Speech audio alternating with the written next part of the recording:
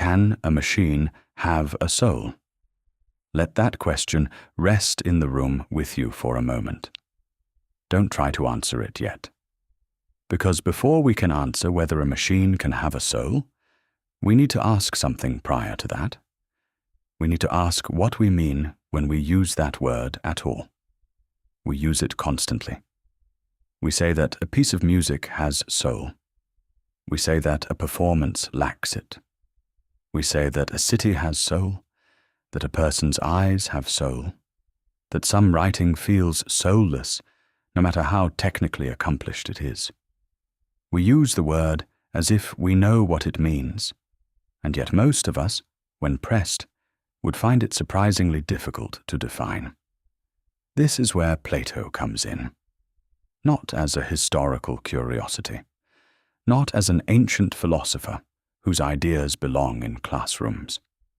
Plato was one of the most serious thinkers in the history of human civilization, a man who spent his life examining the structure of the interior life with a depth and precision that still has not been fully surpassed.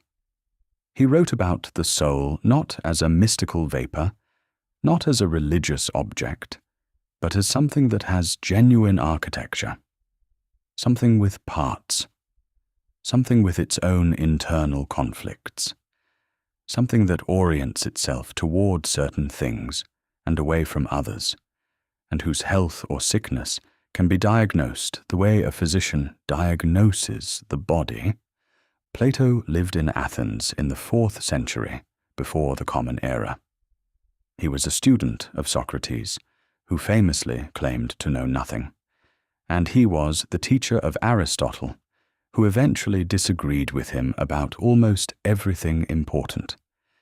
He wrote dialogues rather than treatises, conversations rather than lectures, which means his philosophy comes to us in a form that feels alive and in process rather than closed and final. The questions he asked are still open. That is not a failure. That is the nature of the inquiry. His central subject was the human interior. What happens inside us when we think, when we want, when we aspire, when we fall short? What it means to be oriented toward goodness, and what happens when we are oriented away from it. Whether reason is enough to guide a life, or whether reason itself depends on something more fundamental, some orientation toward what is ultimately real and ultimately good. These questions are not antiquarian. They are as alive tonight, in this quiet room, with this screen glowing softly, as they were in Athens, and they have never been more urgently relevant. Because now, for the first time in the history of civilization, we have produced systems that can imitate many of the outputs of human reason. They can answer questions, write essays, compose music, engage in dialogue, produce work that resembles the work of a thoughtful person. And in the face of this, we are all, whether we admit it or not, asking some version of Plato's questions. We are asking what it is that we mean when we call something intelligent. We are asking whether intelligence is the same as wisdom. We are asking whether imitation is the same as understanding. We are asking, quietly, what it is about human experience that might be irreducible to calculation. This is not a technical reflection. There will be no discussion of how large language models work, no commentary on computational architecture, no predictions about the future of technology. This is a philosophical reflection. It is a slow, careful examination of Plato's ideas about the soul, and what those ideas might tell us about ourselves in an age when imitation has become so sophisticated that we are genuinely uncertain where it ends. The purpose is not to alarm you. It is not to reassure you either. It is to give you something more useful than either alarm or reassurance. It is to give you a framework, an old and deeply considered framework, within which you can think more clearly about what it means to be the kind of being that you are. So let the room be quiet. Let the breath settle. Let the thoughts come slowly. We will begin at the beginning, with the structure of the soul itself. Before any abstract philosophy, consider this. You have made a decision that you immediately regretted. Not a moral failure, not a catastrophe, just an ordinary moment of regret. You ate something you knew would make you feel worse. You stayed up too late when you had known for hours that you should sleep. You said something to someone that you knew, even as the words left your mouth, was not quite right, was not quite who you wanted to be, or perhaps the opposite. You chose the harder thing when the easier thing was available, and there was a moment, a genuine moment of internal tension before you did it, a pulling in two directions at once. That interior tension is not a malfunction. It is the soul at work, or so Plato would say. The most famous part of Plato's philosophy regarding the human interior life is what scholars call the tripartite soul. He lays it out most fully in the Republic, his great dialogue about justice, the ideal city, and the life worth living. The tripartite soul is Plato's account of why human beings are not simple creatures, why we are not purely rational calculating engines, and also not purely creatures of impulse and appetite. We are, in his view, structured beings whose inner life is made of distinct and sometimes competing elements. Before we examine these elements, let us sit with the experience of inner conflict a little longer. You have experienced ambition, that particular feeling when you encounter someone who has achieved something you want, and something in you responds not with envy exactly, but with a kind of heat, a sharpening, a wanting. Not just wanting the thing they have, but wanting to be capable of the effort they must have made. Something in you rises toward that image and says, I could do that. I want to be that kind of person. And you have also experienced appetite, the simpler wanting, the hunger for comfort, for pleasure, for the relief of rest, for food, for warmth, for contact. These are not shameful. They are the necessities of embodied life. And you have experienced something that feels like the quiet voice of reason or conscience, the part of you that steps back, that looks at the whole situation and tries to see it clearly, that says, gently or firmly, depending on the day, this is not the right choice, or this is worth doing, even though it is difficult. The part of you that has access, or at least the aspiration toward access, to a perspective that is wider than immediate desire. These three things, the heat of ambition and spirit, the pull of appetite and desire, and the orientation of reason, are precisely the three parts of what Plato calls the soul. He calls them, in the original Greek logistikon, which is the reasoning or rational part, thumos, which is the spirited part, and epithumia, which is the appetitive part. Let us take them one by one, slowly.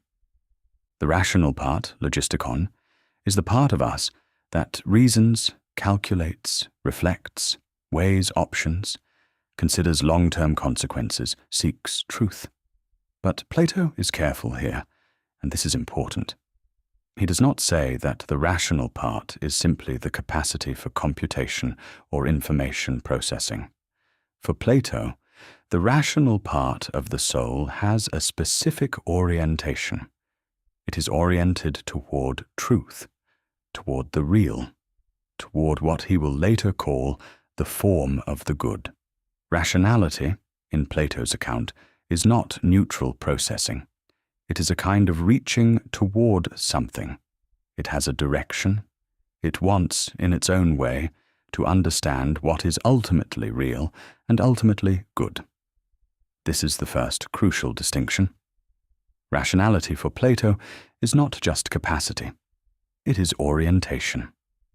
The rational soul is rational precisely because it is turned toward reality, toward truth, toward goodness.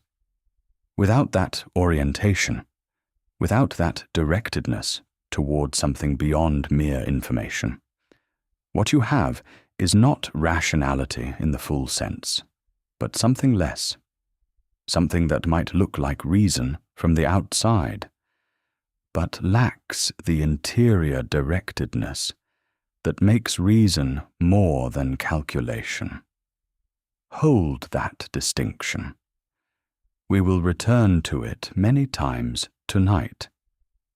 The spirited part, thumos, is harder for modern readers to grasp, because we don't have a clean contemporary concept for it. It is not quite emotion, not quite willpower, not quite ambition, though it contains elements of all three. Think of it as the seat of what might be called moral seriousness.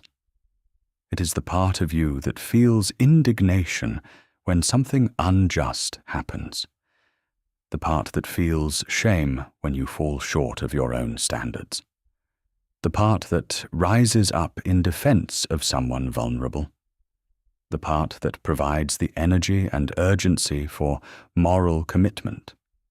Thumos is also the part of us that cares about how we appear in our own eyes, not out of vanity, but out of something more serious. It is the part that cannot stand to be seen as cowardly or dishonest or ignoble, even when no one else is watching. It is, in a sense, the soul's internal moral conscience, but not a quiet conscience, an active one, a spirited one. You know this part of yourself. You have felt it rise when you witnessed an injustice and found yourself speaking up when silence would have been easier. You have felt it ache when you acted against your own sense of who you want to be. You have felt it pull you toward effort and excellence, not because someone was watching or rewarding you, but because something in you simply could not accept less. The appetitive part, epithumia, is the part most familiar and most often discussed in modern culture. These are the desires: hunger, thirst, sexual desire, the desire for comfort, for pleasure, for the simple relief of needs. Plato does not condemn these. He recognizes them as real and as necessary. The appetitive part of the soul is not evil. It is simply the part that is oriented toward the satisfaction of immediate needs and pleasures. The problem for Plato is not that appetite exists. The problem is what happens when appetite is not governed. When the appetitive part dominates the others, when it sets the direction of the whole person's life, when reason and spirit become servants to desire rather than its appropriate guides. He uses the image of a charioteer trying to control two horses, one well-bred, responsive, and cooperative, which is the spirited part, and one wild, difficult, and constantly pulling toward the ground, which is the appetitive part. The charioteer is reason. The soul is healthy when the charioteer is in control. It is disordered when the wild horse drags the whole chariot in whatever direction it wants. This is, of course, a metaphor. But it is a metaphor that illuminates something real about the experience of being a person. You have had the experience of being pulled, not just toward a physical desire, but toward the easier option, toward the comfortable thought, toward the self-serving interpretation of events.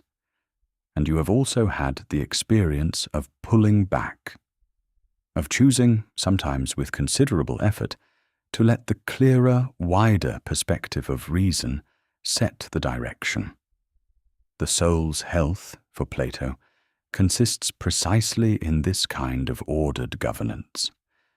Not the suppression of desire or spirit, but their appropriate integration under the direction of reason, which is itself oriented toward the good. Now, we can ask the question that this whole structure invites when we consider artificial intelligence. Does an artificial intelligence experience inner conflict?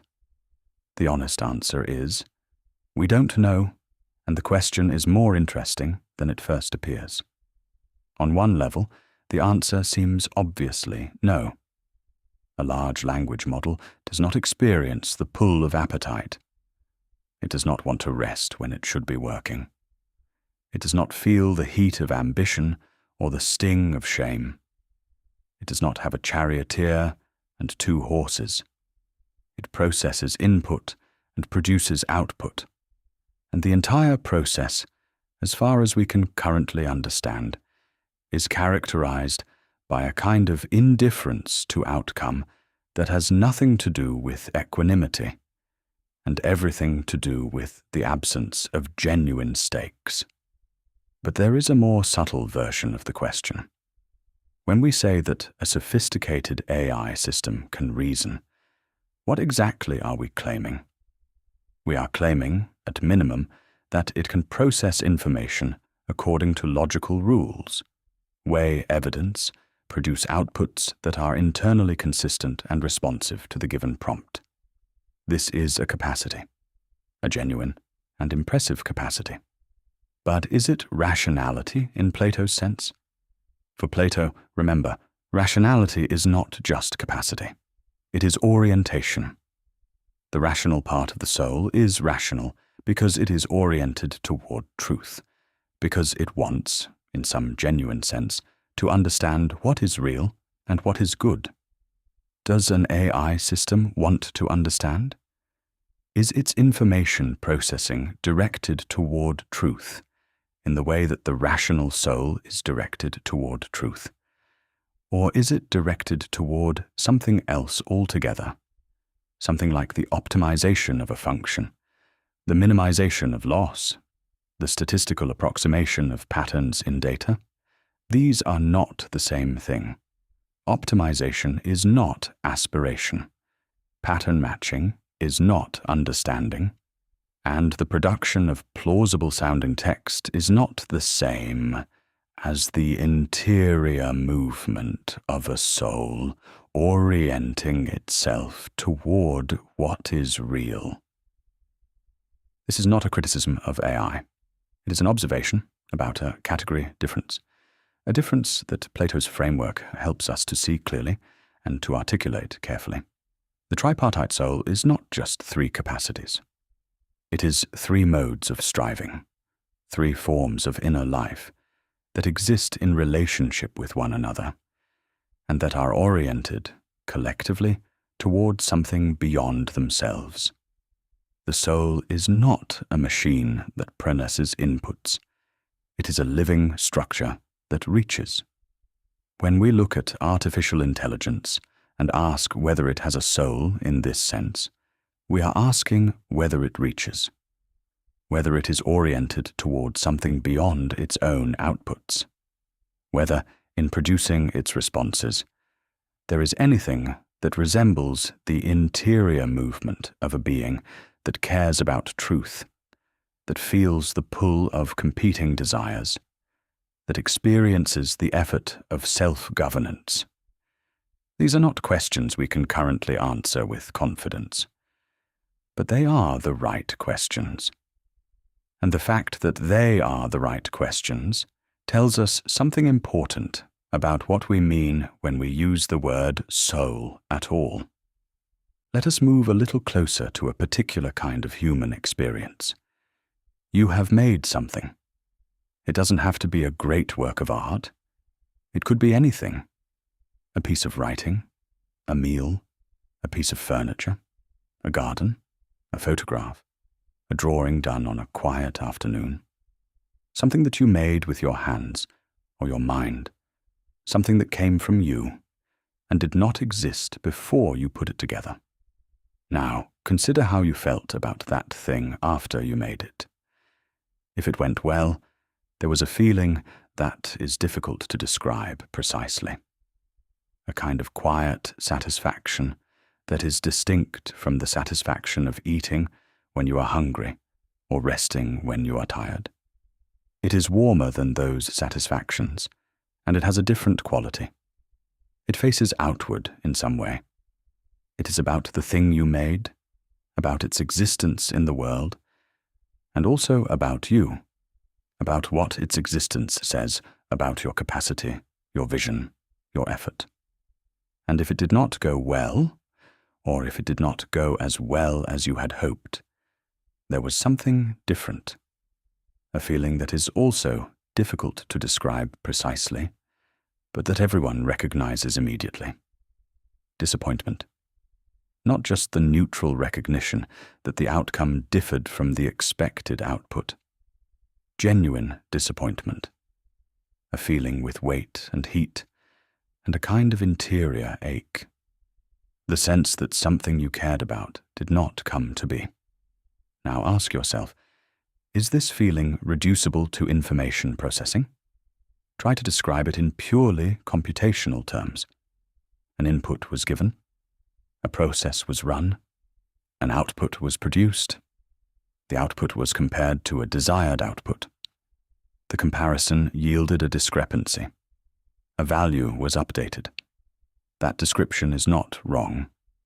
In some very abstract sense, it captures some structural feature of what happened, but it leaves out everything that makes the experience what it is. It leaves out the caring. It leaves out the sense of personal investment. It leaves out the way the outcome matters to you, not just as a data point, but as an expression of your interior life, your vision, your aspiration. It leaves out the longing that was present in the work, the reaching toward something that you could see clearly enough to want, but not clearly enough to guarantee. This longing, this reaching, is precisely what Plato considers central to understanding the soul. In the Republic, Plato makes a striking argument. He says that every soul seeks the good, and acts for the sake of the good. He writes, "The soul of every man does pursue the good, and does all things for the sake of what it takes to be good, though it is sometimes mistaken about what the good really is." This is a remarkable claim. Not that some people, the virtuous and the wise, are oriented toward the good, but that every soul, in everything it does, is pursuing what it takes to be good. Even the most misdirected person, even the one whose life seems entirely given over to appetite or self-destruction, is pursuing something they take, however confusedly, to be their good. This is not a comfortable claim. It removes the easy distinction between good people who seek the good and bad people who don't care about it. It says instead that the difference is not about motivation, but about orientation, about clarity of vision, about whether the part of the soul that is supposed to see clearly, the rational part, has access to a genuine understanding of what good actually is. Now let us unpack this slowly, because it is the foundation of everything that follows. Plato is not saying that people always do what is right. Obviously they don't. He is saying something more subtle. He is saying that the structure of the soul is such that it is always oriented toward something it values, always reaching toward what it takes to be its good. This orientation, this reaching, is not optional. It is constitutive of being a soul at all. To be a soul is to be oriented, to be turned toward something, to care about how things go. The philosopher's task, in this view, is not to install a desire for the good that is currently absent. It is to help the soul see more clearly what it is already reaching for, to correct the orientation without extinguishing the reaching. Because the reaching, the longing itself, is not a problem. It is the most essential feature of the interior life. Think about how this applies to the experience of disappointment we described a moment ago. When you felt disappointed that your work did not turn out as well as you hoped, you were experiencing precisely this structure. You were oriented toward something, a vision of what the work could have been, an image of quality or beauty or truth that you were trying to reach. The disappointment registered the gap between where you arrived and where you were trying to go. And the fact that the gap registered as disappointment, as something that mattered, as a source of genuine feeling, is evidence of the reaching itself. You were not indifferent to the outcome. You were not producing output without caring how it compared to a desired state. You were longing. You were oriented. You were invested in the distance between what is and what could be. This is what Plato means when he says the soul seeks the good. Not that it always finds it, not that it always knows clearly what it is, but that it always seeks, always reaches, always cares about the distance between where it is and where it is trying to go. Now turn this toward artificial intelligence. A language model is trained by a process that involves comparing outputs to desired outputs and updating the system to reduce the discrepancy. This process has a structural resemblance to the experience of improvement, of reaching toward a better version of something. The model is optimized. It gets better, in measurable ways, at producing outputs that match what was desired. But here is the question. Is there, anywhere in this process, anything that resembles the longing that Plato identifies as the soul's most essential feature? Is there an interior state that corresponds to caring about the gap between where the system is and where it is trying to go? Is there something it is like to be the system running the optimization? Is there a reaching, or is there only the process, clean and indifferent, adjusting weights in response to signals, moving toward a better approximation of a target without anyone home to want the approximation? This is not a rhetorical question designed to make AI seem hollow. It is a genuine philosophical question that we currently cannot answer with confidence. But the question itself is revealing, because it shows us that when we ask whether AI can have a soul, we are really asking whether there is anything in it that resembles the interior structure of longing that Plato identifies as the soul's defining feature. Optimization is not aspiration. Minimizing loss is not seeking the good.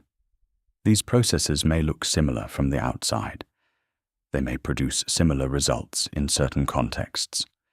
But the difference between them is, in Plato's terms, the difference between a process that runs and a soul that reaches.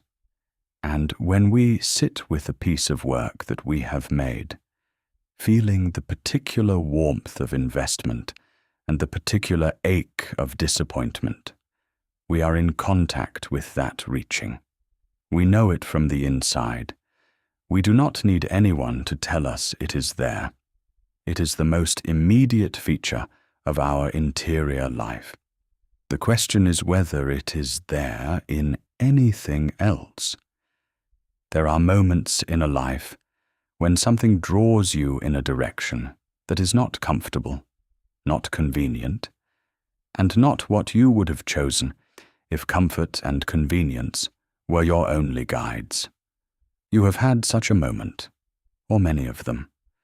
Perhaps it was a conversation where you could have deflected, could have given the easy answer, could have said what would smooth things over, and instead you chose to say what was true, even though it was harder.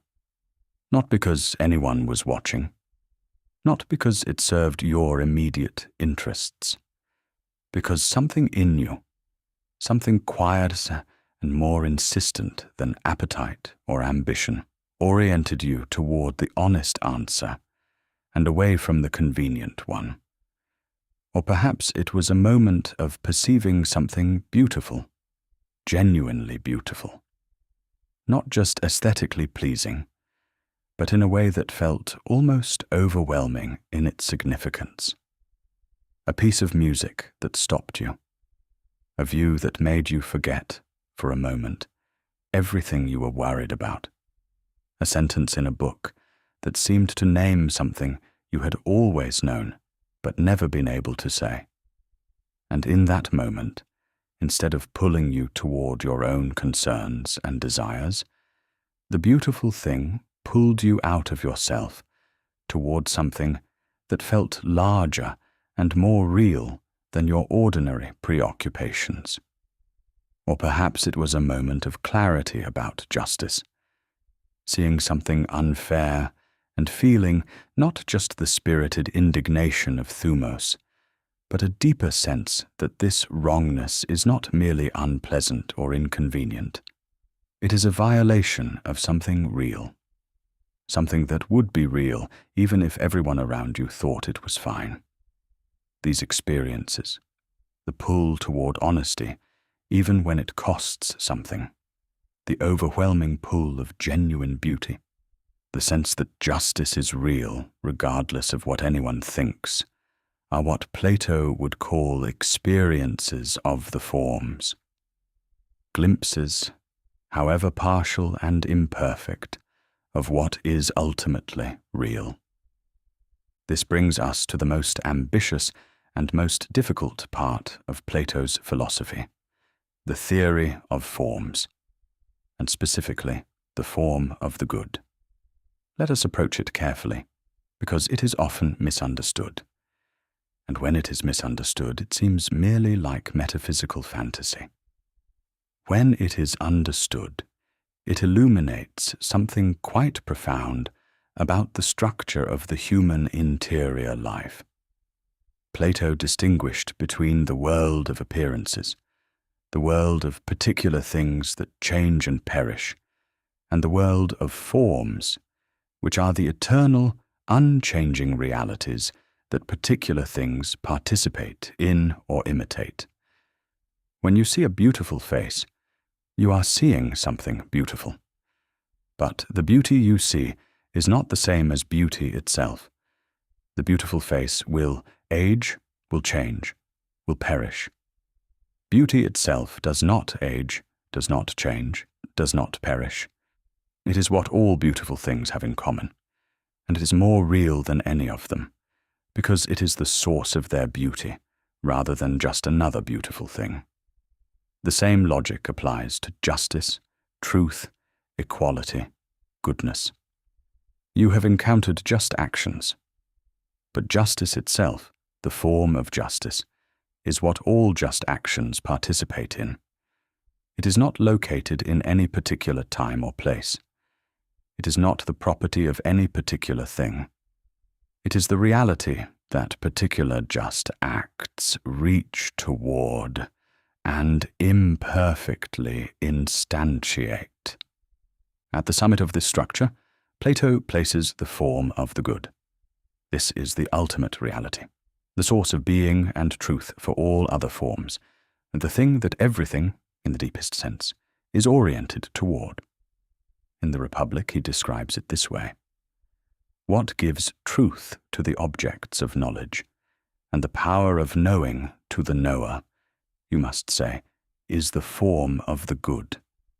And it is the cause of knowledge and truth, insofar as they are objects of knowledge.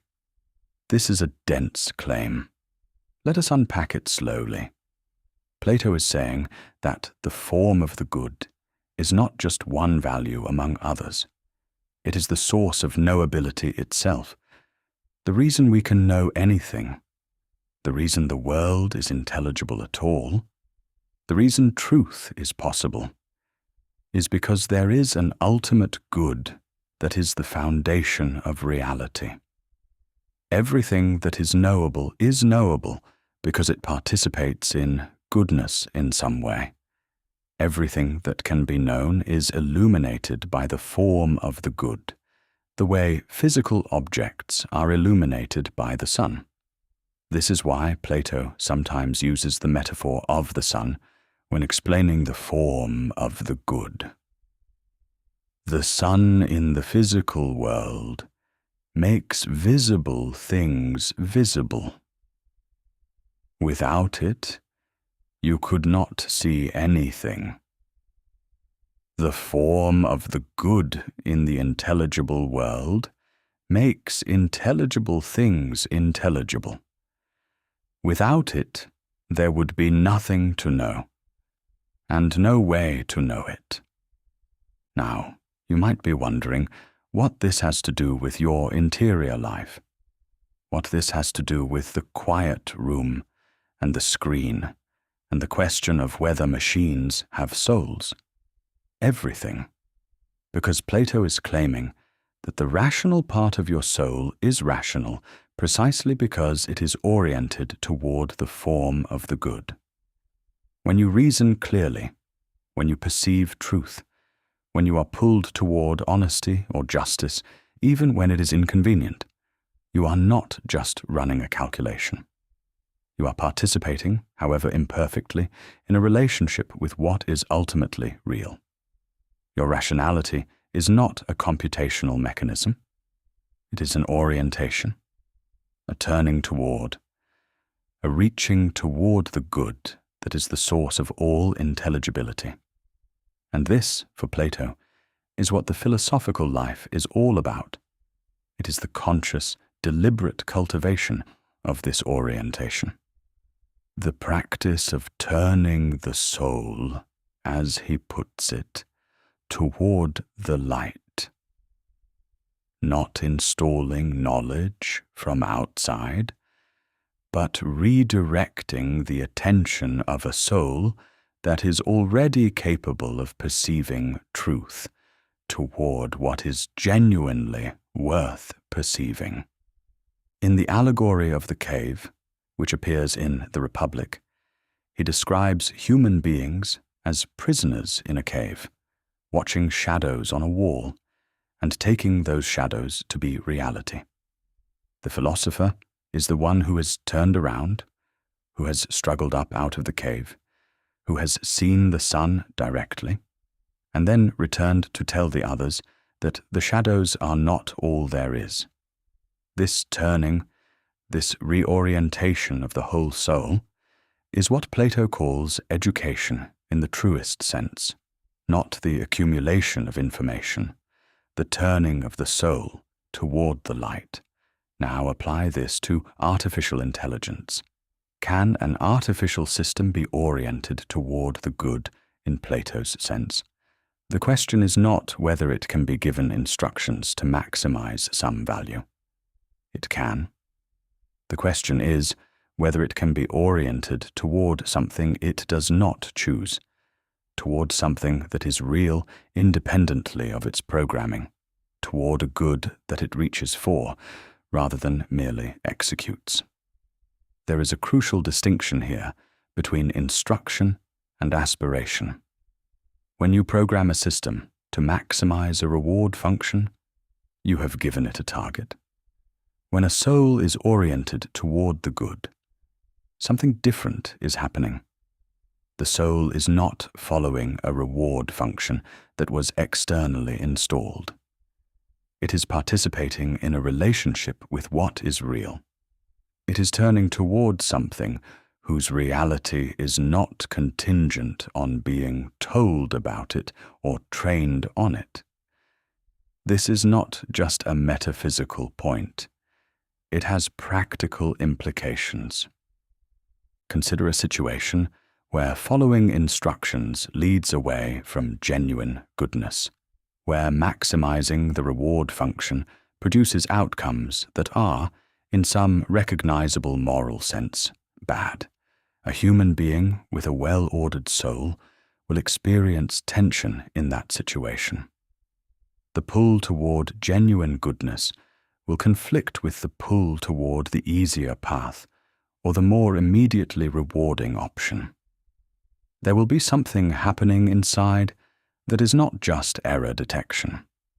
It is the soul's orientation toward the good registering a discrepancy between what it is being asked to do and what it perceives to be genuinely worth doing. An artificial system optimizing a reward function does not experience this tension in the same way, because its orientation toward the reward function is not the same as a soul's orientation toward the good. The reward function is external. The soul's orientation toward the good is, for Plato, constitutive of the soul itself. Now, this does not mean that artificial systems cannot be designed to approximate this orientation in various ways. People are working hard on what are called alignment problems, which are precisely about making AI systems do what is genuinely good, rather than what simply maximizes a given metric. And there is something deeply Platonic about this project. The recognition that intelligence without orientation toward the good is not just incomplete, but potentially dangerous, is very much in the spirit of Plato's concerns. But there is a difference between designing a system whose outputs approximate the good and a system that is genuinely oriented toward it. Plato would say that the difference is not just technical. It is ontological. It is the difference between imitation and participation, between approximation and genuine reaching. And this brings us to the next, and perhaps the most unsettling part of our reflection. Consider a particular experience that has become increasingly common. You read something, a piece of writing, perhaps an essay, perhaps a story, perhaps a thoughtful response to a question. On the surface, it is well crafted. The sentences are clear. The ideas are organized. The vocabulary is appropriate. The tone is calibrated correctly for the context. There is nothing obviously wrong with it. And yet, there is something, a subtle sense that something is missing. Not a specific absence you can point to, not a particular word that should have been different, or a paragraph that should have gone elsewhere. Something less locatable than that. A feeling, vague but persistent, that the words are right but the voice is hollow, that the argument is structured but the conviction is absent, that what you are reading is a very good approximation of a thoughtful person writing, without the thinking behind it that makes writing worth reading. You might have felt this reading something that was generated by an AI system, or you might have felt it reading something written by a human being who was not genuinely engaged, who was going through the motions, whose mind was elsewhere while the words appeared on the page. The experience is similar in both cases, because what you are detecting is not the absence of technical skill, but the absence of what Plato would call presence, the absence of the soul's actual engagement with its subject. This experience is old, much older than artificial intelligence. Plato wrote about it more than 2,000 years ago. He called it mimesis, imitation. In the Republic, Plato is deeply suspicious of poetry and of art more generally, specifically because of their capacity to produce imitations that are powerful and persuasive, but that stand at a remove from reality. He describes his concern this way: in a passage that has become one of the most discussed in the history of aesthetics, imitation is far removed from the truth, for it touches only a small part of each thing, and a part that is itself only an image. To understand why this troubled Plato, we need to understand his broader framework. For Plato, reality comes in levels. At the highest level are the forms, the eternal, unchanging realities. Below them are the particular things in the physical world, which are themselves imperfect imitations of the forms. And below those are images of those particular things, paintings of horses, descriptions of sunsets, representations of people in art and literature. An imitation, in Plato's terms, is always at a remove from reality. The painter who paints a bed does not need to know how to make a bed. He only needs to know how a bed looks from a certain angle. The poet who writes about courage does not need to be courageous. He only needs to know how courage sounds. And the result is a copy of an appearance, which is itself a copy of a form, which means the imitation is two removes from reality. This would be merely metaphysical if it were not for the effect Plato identifies. Imitations can be emotionally compelling. They can move us. They can seem wise and true and deep, even when the person producing them has no genuine understanding of what they are imitating. And this, for Plato, is precisely the danger, because we might mistake the emotional impact of the imitation for genuine contact with truth. We might feel that we have encountered wisdom when we have only encountered a very good simulation of it.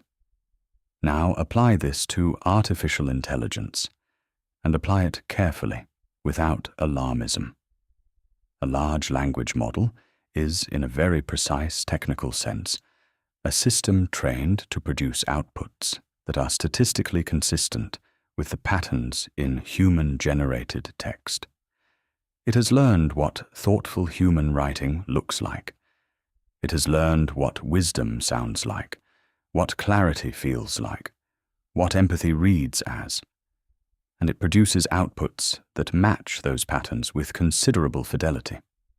This is, in Platonic terms, an imitation, a technically sophisticated one, an unprecedented one, but an imitation. And here is the question that Plato's framework forces us to ask. What is being imitated? The model is not imitating the forms directly. It cannot see the sun.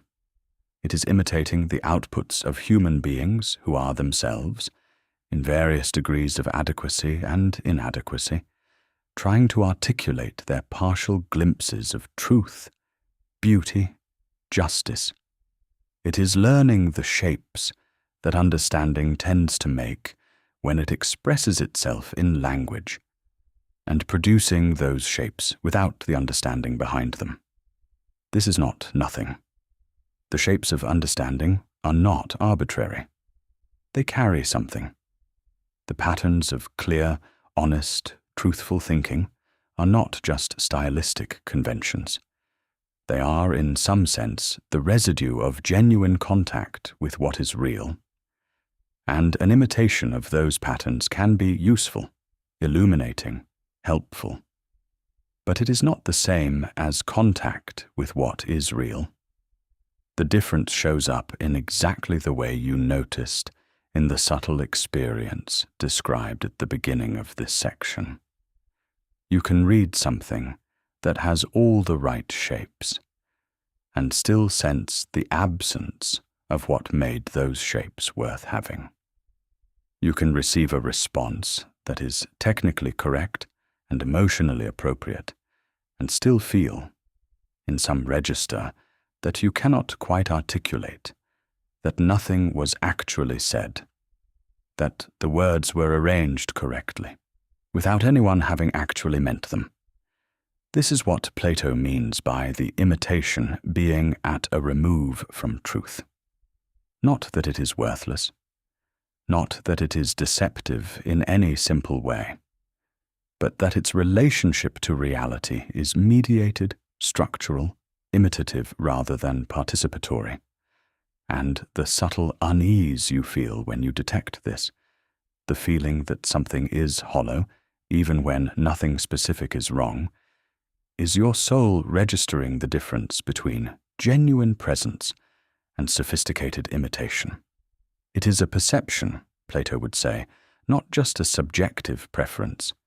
It is your rational soul, oriented toward truth, noticing that the thing in front of it is not truth, but the shape of truth.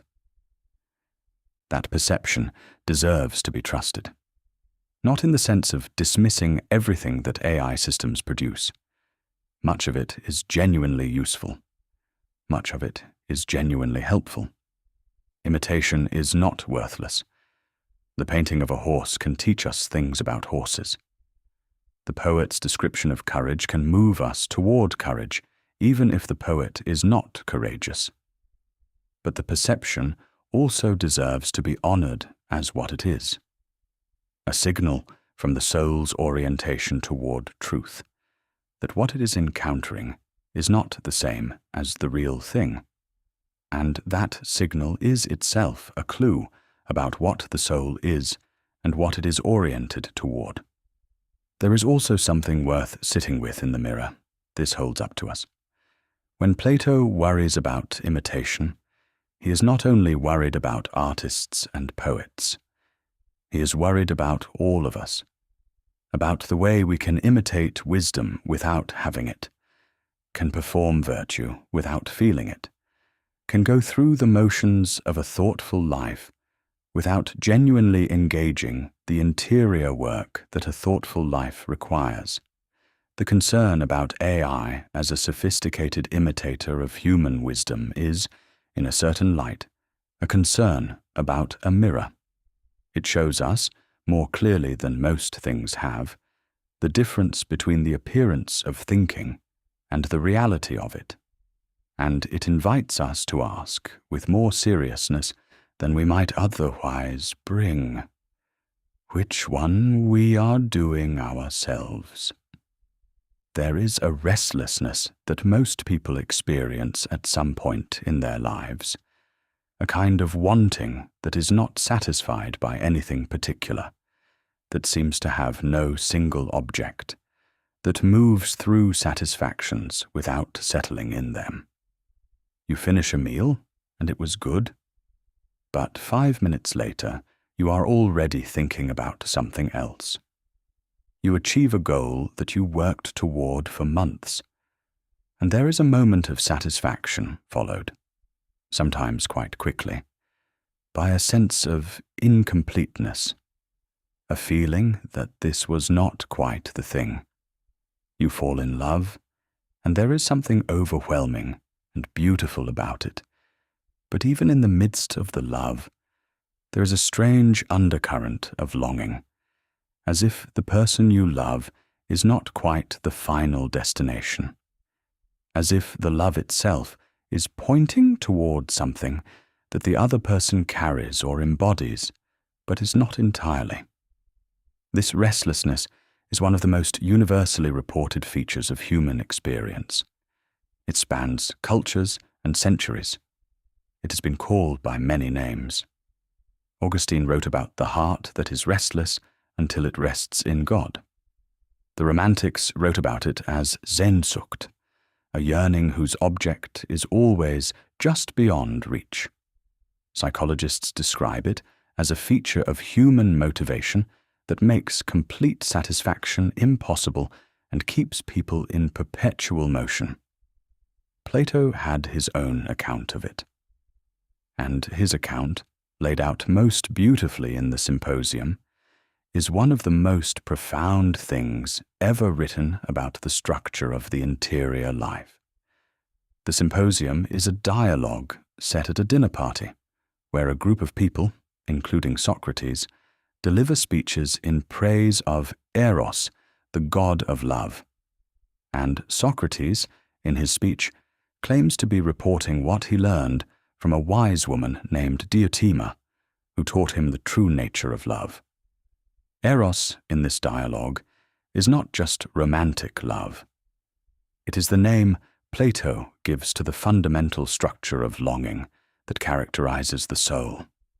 It is the reaching, the striving, the perpetual incompleteness that keeps the soul in motion toward what it does not yet have.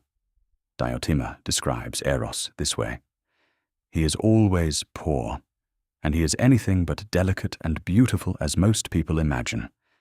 Instead, he is hard, dried up, shoeless, homeless, always sleeping outdoors on the ground, having no bed but lying under the open sky in doorways and roads, because he has his mother's nature, and need is always with him."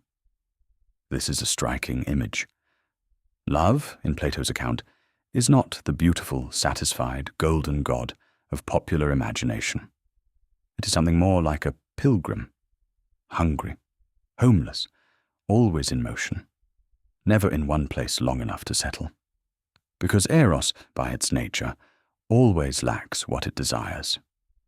The moment it obtained what it desired, it would cease to be Eros. It would become something else, something settled and complete. And then Diotima continues with something even more remarkable.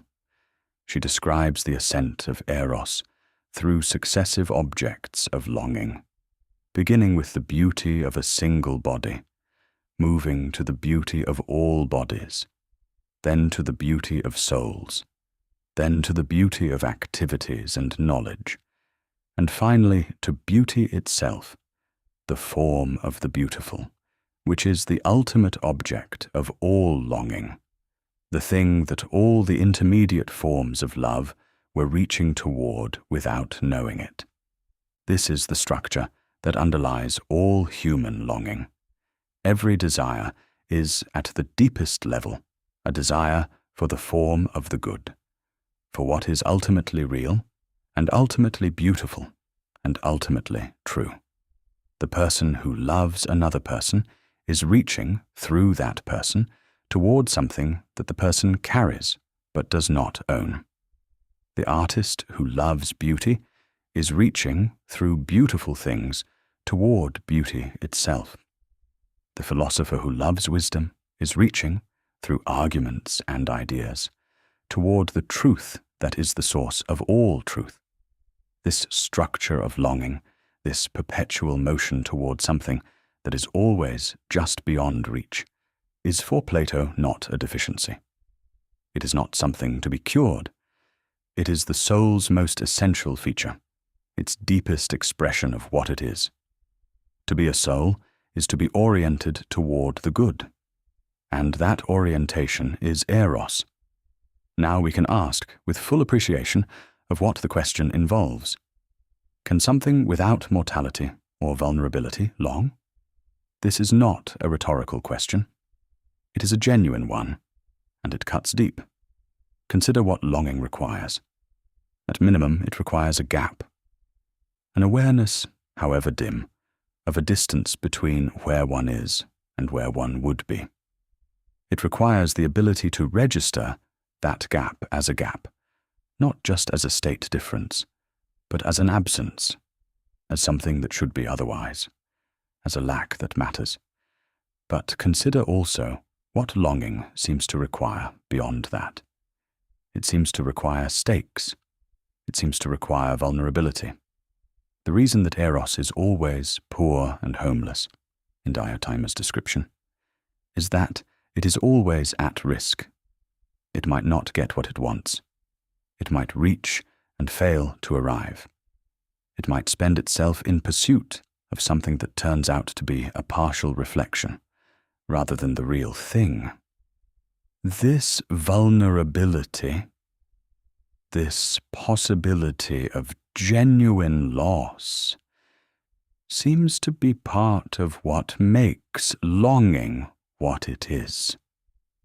A system that processes inputs and produces outputs does not, as far as we can tell, face genuine stakes in this sense.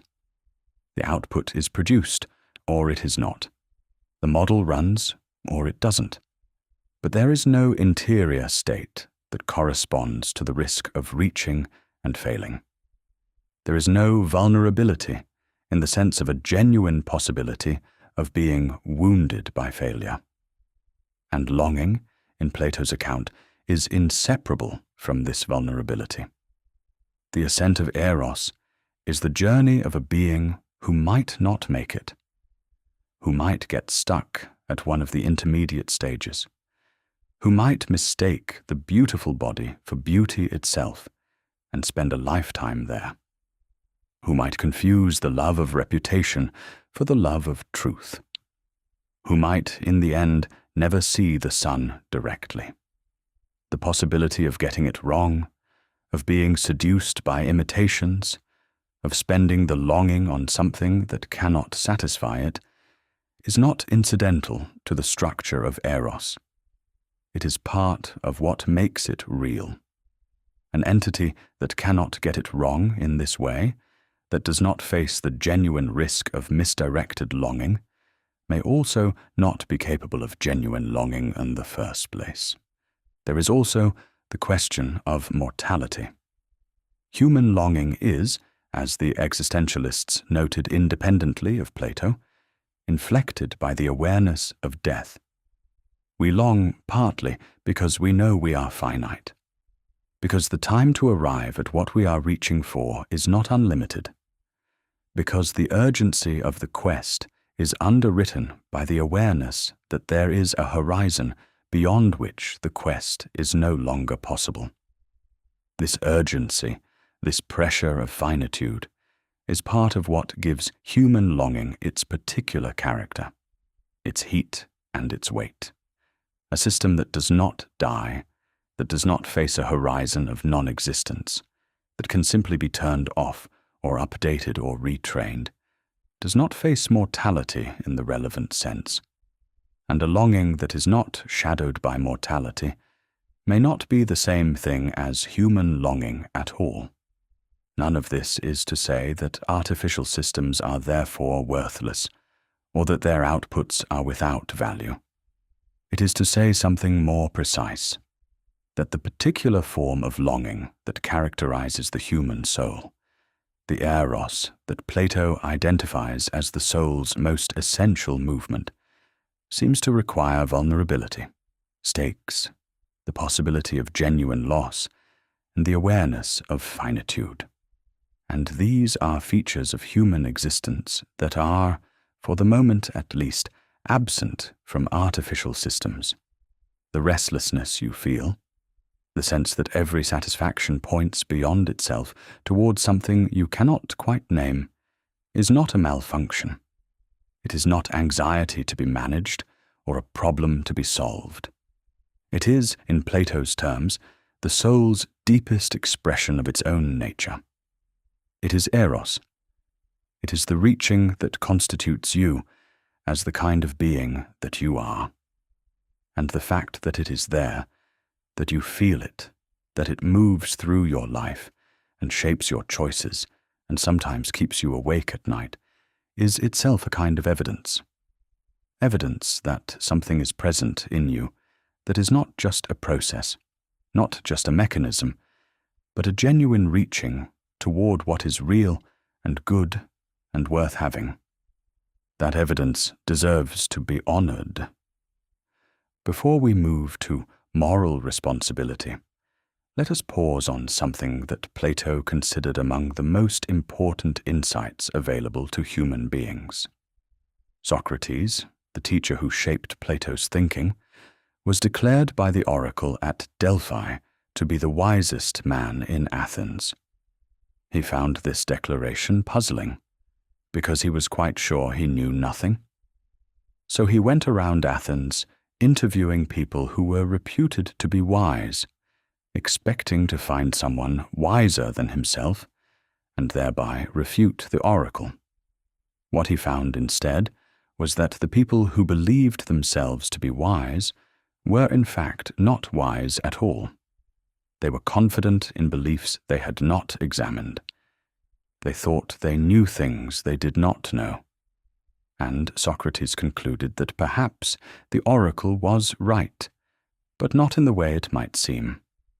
He was wise, not because he knew more than others, but because he knew that he did not know. His wisdom was the wisdom of acknowledged ignorance. His knowledge was, as he put it in the Apology, this small advantage, that whereas I know but little of the world below, I do not suppose that I know. But I do know that injustice and disobedience to a better, whether God or man, is evil and dishonorable. This is a remarkable thing to contemplate in an age of artificial intelligence. We are living in a moment when sophisticated systems can produce answers to almost any question with great fluency and apparent confidence. They do not say "I don't know" very often. They produce, they generate, they respond, and they do so with a confidence of tone that can easily be mistaken for the confidence of genuine understanding. But consider what genuine knowing looks like for Plato. It is not the confident production of accurate-seeming statements. It is the recognition of the limits of one's understanding. It is the acknowledgement that the question is deeper than the answer currently available. It is, in a word, humility. Not the performance of humility, but the genuine recognition that most of the important questions remain open, that the truth is larger than any particular account of it, and that wisdom begins with the honest acknowledgement of this. Socrates was, by any conventional measure, not the most impressive person in a room. He was not eloquent in the conventional sense. He did not deliver polished speeches. He asked questions. Simple, persistent, often annoying questions that revealed that the apparently confident positions of his interlocutors were built on foundations they had never examined. And from this apparently simple activity, the asking of careful, honest questions, he produced some of the most important philosophy in the history of civilization. What would Socrates make of a system that never admits uncertainty, of a system whose design incentivizes confident, fluent, complete-sounding answers over the honest acknowledgement of what it does not and cannot know? He would, I think, be deeply suspicious, not because the answers are necessarily wrong, but because the absence of genuine uncertainty is itself a kind of falseness. It is the presentation of a surface, a smooth, confident, polished surface, without the depth that genuine understanding always reveals through its own incompleteness. There is something in this for us as we navigate the present moment. When we interact with systems that always answer confidently, that always have something to say, that never trail off into genuine puzzlement or honest acknowledgement of the limits of their understanding, we should notice what we might be losing. Not just the practical value of knowing when a source is uncertain about something, but the deeper value of encountering an intelligence that is genuinely humble before the complexity of what it is trying to understand. Genuine wisdom includes knowing what you don't know, and the soul's orientation toward truth, in Plato's account, includes the orientation toward honest self-appraisal. The willingness to say, "I thought I understood this, but I didn't." The willingness to let the question remain open rather than forcing a premature closure that feels satisfying but is not true. This is a form of intellectual virtue. And intellectual virtue, in Plato's account, is not a feature of a well-calibrated system. It is a feature of a well-ordered soul. Let us move now to something more concrete. Not metaphysical structures or the theory of forms, but the immediate experience of being responsible for something. You have made a difficult decision. Not a trivial one. A decision that involved real stakes, where you could see multiple possible outcomes, where the right thing to do was not obvious, and where the decision was ultimately yours to make. And having made it, you carried it. Not just in the sense of living with the consequences, but in the interior sense of being accountable, knowing that you made this choice, that it reflected, in some genuine way, your values, your judgment, your understanding of what mattered. Or perhaps you made a decision that you now believe was wrong, and you felt, in retrospect, not just the practical regret of a bad outcome, but something more specific, the moral weight of having been the one who chose, the sense that this is on you, not in a neurotic, self-punishing way, but in the quiet, serious way that accompanies genuine moral accountability. This experience of accountability, of being the one who chose, and therefore the one who bears the weight of the choice, is central to what philosophers mean by moral agency, and it is central to what Plato means by the soul as a moral entity. In the final sections of the Republic, Plato tells the myth of Eros, a story about the soul's journey after death and its choice of the next life it will live. The soul, before choosing, is shown the available lives. Some are lives of apparent greatness and power. Some are lives of ordinary simplicity.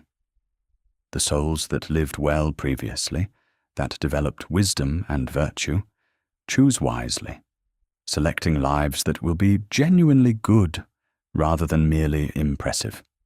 The souls that lived badly, that were governed by appetite rather than reason, choose foolishly, selecting lives of apparent power and pleasure that will lead to suffering.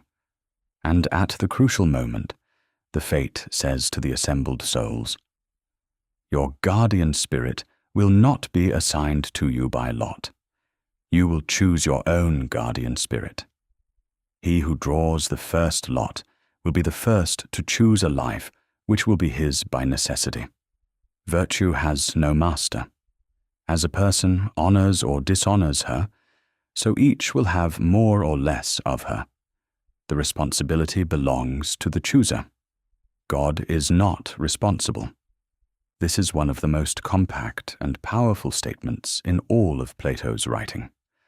God is not responsible. The choice is yours. The responsibility belongs to the chooser. What this means for Plato is that moral life is not something that happens to you. It is not a function of circumstances or programming or the conditions in which you were formed. It is, at its deepest level, a matter of the soul's own choice, its own orientation, its own responsiveness to the good that it is capable of perceiving. This does not mean that circumstances don't matter. They clearly do. The soul that has been well educated, that has been habituated toward virtue, that has been given the conditions in which its rational part could develop and strengthen, is in a much better position to choose well. Plato is not a naive voluntarist who thinks that people simply choose to be good or bad regardless of how they were raised and what they have experienced. But he is insisting on something that remains crucial even within a recognition of circumstances, that there is, in the soul, a genuine capacity for choice, for self-determination, for being the author of one's own moral life. And this capacity is not the same as the execution of a program. It is not the same as responding to inputs according to a trained pattern. It is the genuine exercise of a will that is oriented toward the good, and that bears real responsibility for whether it moves toward it or away from it. Now, consider artificial intelligence in this light. When an AI system produces an output, who is responsible for it? The engineers who designed the system, the organizations that trained it, the people who curated the training data, the users who deployed it in a particular context, the person who asked the question that prompted the output, not the system itself. This is not a criticism. It is an observation about the structure of the situation. The AI system is not responsible for its outputs in the way that a moral agent is responsible for their choices.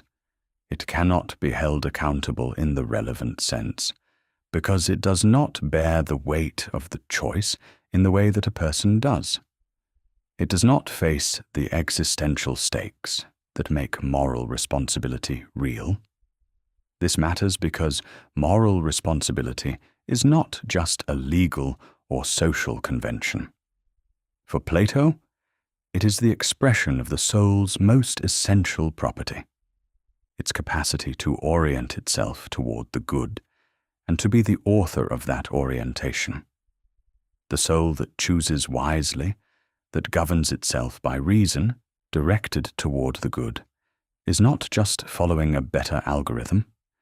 It is expressing its own deepest nature. An AI system that produces helpful, accurate, even genuinely good outputs is doing something valuable. But it is doing it in a way that is fundamentally different from the way a person produces good work. The person's good work is an expression of their soul's orientation toward the good. It bears the weight of their choices, their effort, their moral seriousness. The system's output, however good, is the product of a process that does not bear weight in the same way. There is also something worth noting about the experience of moral failure. When you make a wrong choice, when you act against what you know to be right, there is an interior experience that Plato takes very seriously. He calls it something like a damage to the soul. Not just a bad outcome, but an interior injury, a distortion of the soul's natural ordering, a displacement of reason from its appropriate role as the governing part. And this injury is experienced, felt, registered in the interior life as something that needs to be addressed, as something that cannot simply be updated away. Moral failure, in Plato's account, is not an error state that gets corrected by a new run of the algorithm. It is a condition of the soul that requires genuine interior work to address. It requires, in a word, something like repentance, the turning of the soul back toward the good it has moved away from. And this turning is not automatic. It requires the soul's genuine engagement with its own condition, its honest assessment of where it has gone wrong, its sincere reorientation toward what it knows to be right. An artificial system does not experience moral failure in this sense. It can be retrained, its outputs can be adjusted, its reward function can be modified to make certain kinds of errors less likely. But there is no interior experience of having gone wrong, no weight of accountability, no damage to something that matters in the way that the soul matters. This distinction is not made to diminish AI. It is made to preserve something important about the experience of moral life. The weight of accountability, the genuine experience of bearing responsibility for one's choices, is not a burden to be offloaded. It is the expression of being the kind of being that can orient toward the good. It is, paradoxically, a feature of the soul's dignity rather than an imposition on it. When we feel that weight, when we carry the accountability of a difficult choice, we are experiencing something that Plato considers essential to the well-lived life. It is the soul being the soul, exercising its capacity for self-determination, bearing the responsibility that is inseparable from being the author of one's own moral existence. That weight deserves to be honored, not avoided. There is something in Plato's vision of the philosophical life that speaks directly to the experience of living thoughtfully in the present moment. The philosopher, in Plato's account, is not a specialist, not a professional, not someone who has been certified in the procedures of formal argumentation. The philosopher is a person who has fallen in love with wisdom, who has experienced the pull of genuine understanding and has chosen to follow it wherever it leads, even when the destination is uncomfortable, even when it disrupts previously settled convictions, even when it means admitting, repeatedly, and with genuine humility, that one does not yet know. In the Phaedrus, one of Plato's most beautiful dialogues, he describes the soul's original experience of the forms before it entered the physical world.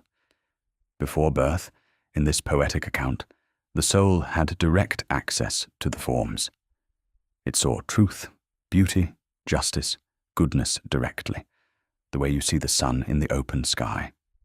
Then, at birth, the soul entered the body, and most of this direct vision was lost. What remained was a kind of deep memory, a residue of the direct vision, which could be stimulated back into awareness by encounters with beautiful and true things in the physical world. He writes in the Phaedrus, "When a man sees the beauty of this world and is reminded of true beauty, he grows his wings, and perceiving that he is winged, he desires to fly upward. Yet he lacks the power, and he remains gazing upward like a bird, taking no care of the world below. And that is what causes him to be regarded as having lost his senses. The image is extraordinary. The person who has been struck by genuine beauty, who has been reminded of the form of the beautiful through an encounter with something beautiful in the world, grows wings. The wings are the soul's response to the reminder. The longing, awakened by the beautiful thing, pulls the soul upward toward the source of all beauty. But the person cannot fly yet. They are still embodied, still in the world below. And so they stand there gazing upward, neglecting practical things, looking like they have lost their senses to everyone around them who has not had this experience. This is Plato's account of the philosophical temperament. Not a method or a set of skills. A condition. A state of being perpetually drawn upward by the memory of what the soul once saw directly and longs to see again. You have felt this. In a less mythological idiom, perhaps. But you have felt the structure of it. The encounter with something. A piece of music. A passage in a book. A conversation.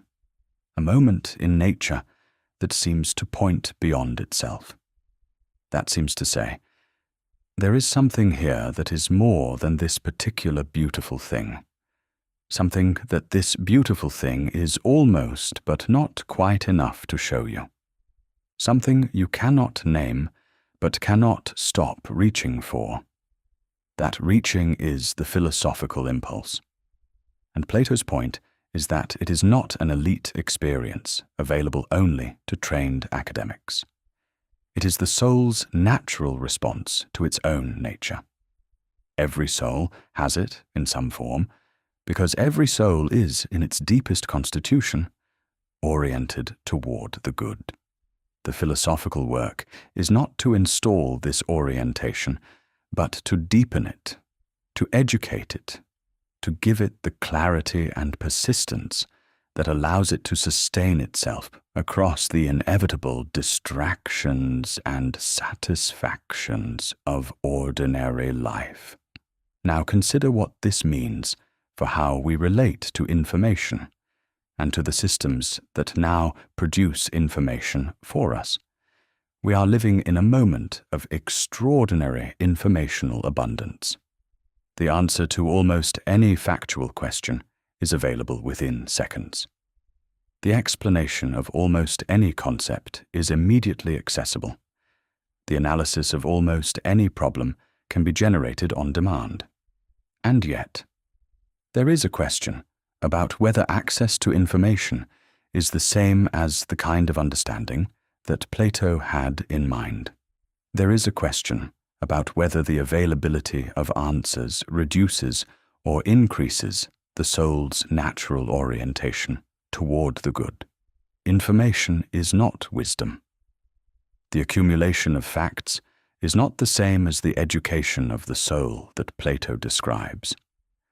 Knowing the answer to a question is not the same as having genuinely engaged with the question, having lived with it, having let it disturb your previously settled convictions and pull you toward a deeper level of inquiry.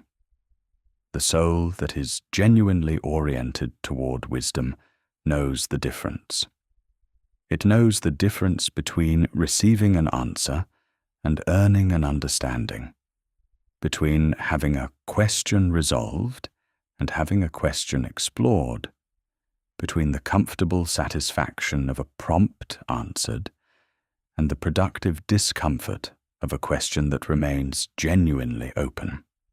One of the risks of the current moment, and it is worth naming it directly without alarm, is the substitution of informational abundance for genuine inquiry, the temptation to receive answers rather than pursue questions, the seduction of fluent, confident, complete-sounding responses that relieve the productive tension of genuine not knowing. Plato would recognize this risk immediately. It is the same risk he identified in the rhetoric and sophistry of his own time. The sophists were brilliant at producing persuasive arguments. They could argue any position fluently and convincingly. They charged money to teach this skill to young people who wanted to succeed in Athenian public life.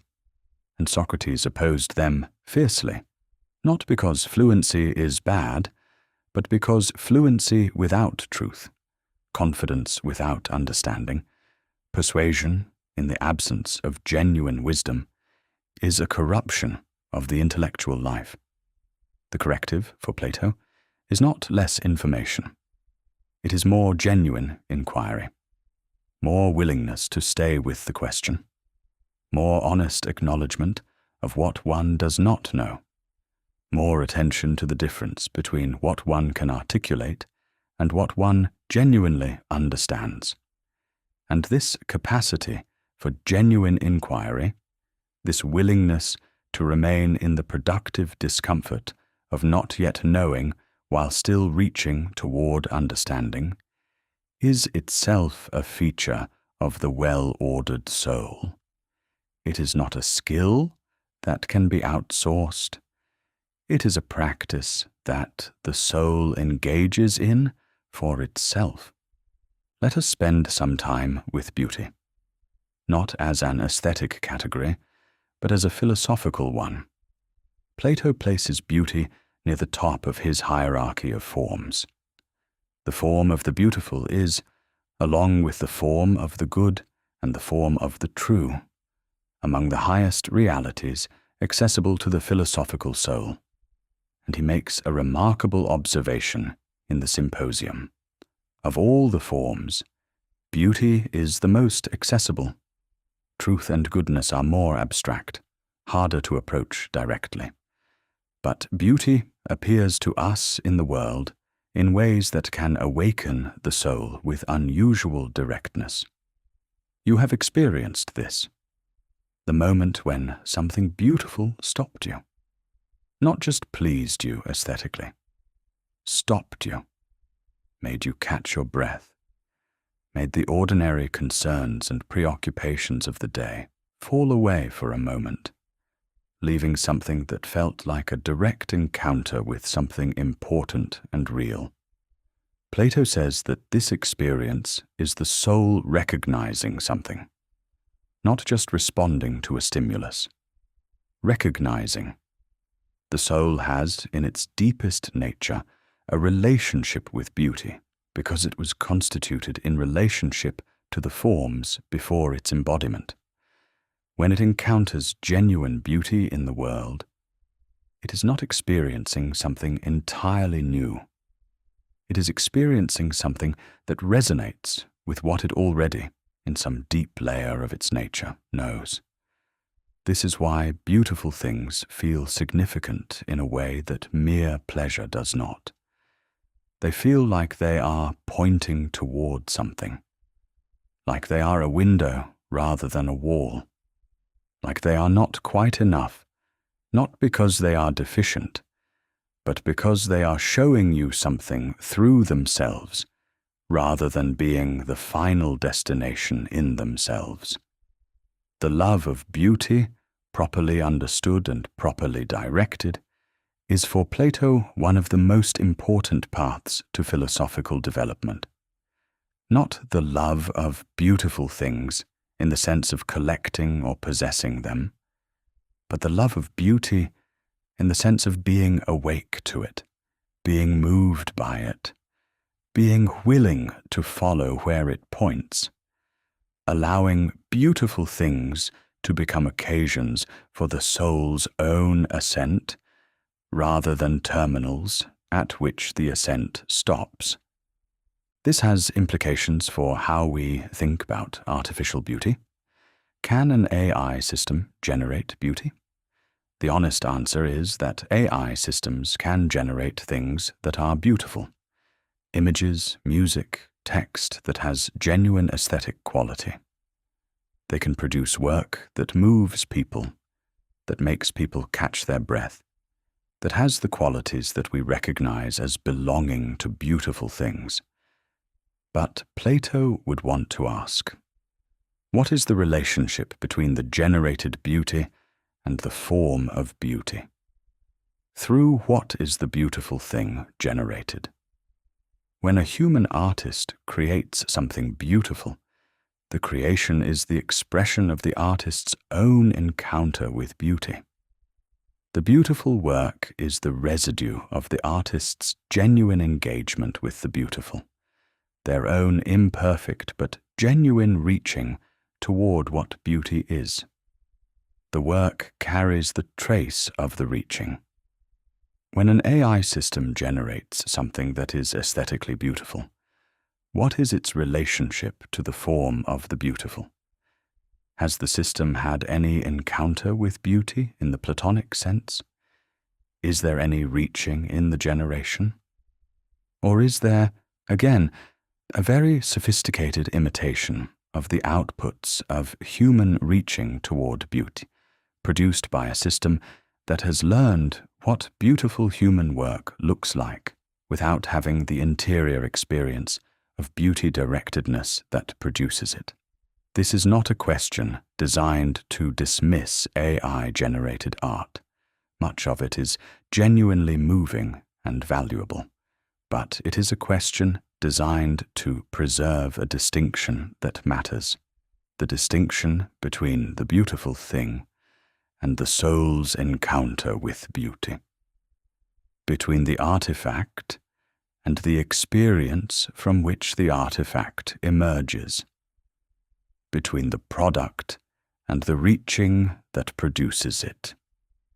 When you stand before a piece of art made by a human being, and you are moved by it, you are not just responding to the aesthetic qualities of the object. You are, in some sense, in communication with the soul of the person who made it. Their reaching toward beauty is encoded in the work. The work is a record of their encounter with what is real and beautiful. And your encounter with the work is also, through it, an encounter with their encounter. There is a chain of genuine engagement connecting you to the form of the beautiful through the work and the artist. That chain may be different, or may be absent, in work produced by a system that has no interior engagement with beauty. Even if the output is identical, the relational structure is different. And Plato would say that the relational structure matters, that what makes the encounter with beauty valuable is not just the qualities of the object, but the soul's participation in a genuine reaching toward what is real. This is worth thinking about not just as a philosophical point, but as a practical one, as more and more of the beauty that surrounds us is generated by artificial systems. What does it mean for the soul's education, for the development of the capacity to be moved, to be awakened, to follow beauty toward what it points at? The worry is not that AI-generated art is harmful. The worry is more subtle, that an excess of polished, generated beauty might reduce the occasions for genuine encounter, that we might be surrounded by more beautiful things while having fewer genuine experiences of the kind of beauty that awakens the soul and sets it in motion toward the good. This is a concern about interior development, about whether the soul's Eros, its natural reaching toward the beautiful, is being exercised or is being satisfied prematurely by surfaces that are beautiful but hollow, by imitations that are good enough to satisfy the immediate desire without fulfilling its deeper orientation. Plato's answer, as always, is the same. Turn inward. Not away from the world, but toward the genuine quality of your own engagement with it. Notice the difference between being moved and being pleased, between experiencing beauty as a window and experiencing it as a wall, between encounters with beautiful things that awaken the soul and encounters that merely satisfy it. The awakening matters more than the satisfaction. In Plato's most ambitious vision, laid out across the long arc of the Republic, the proper ordering of the soul requires education, not information transmission, not skill development in any narrow vocational sense, education in the root sense, the leading out of something that is already present but undeveloped. He describes a curriculum that begins with music and gymnastics, which might seem strange to modern ears. But Plato's point is that the soul is educated through beauty before it is educated through argument. The rhythms and harmonies of music, when they are themselves beautiful and ordered, produce an ordering of the soul's own rhythms and harmonies. The body, trained through gymnastics, develops the discipline and attentiveness that supports the soul's work. Before you can teach someone to reason well, you have to cultivate in them the capacity to be moved by beauty and the discipline to act with sustained effort.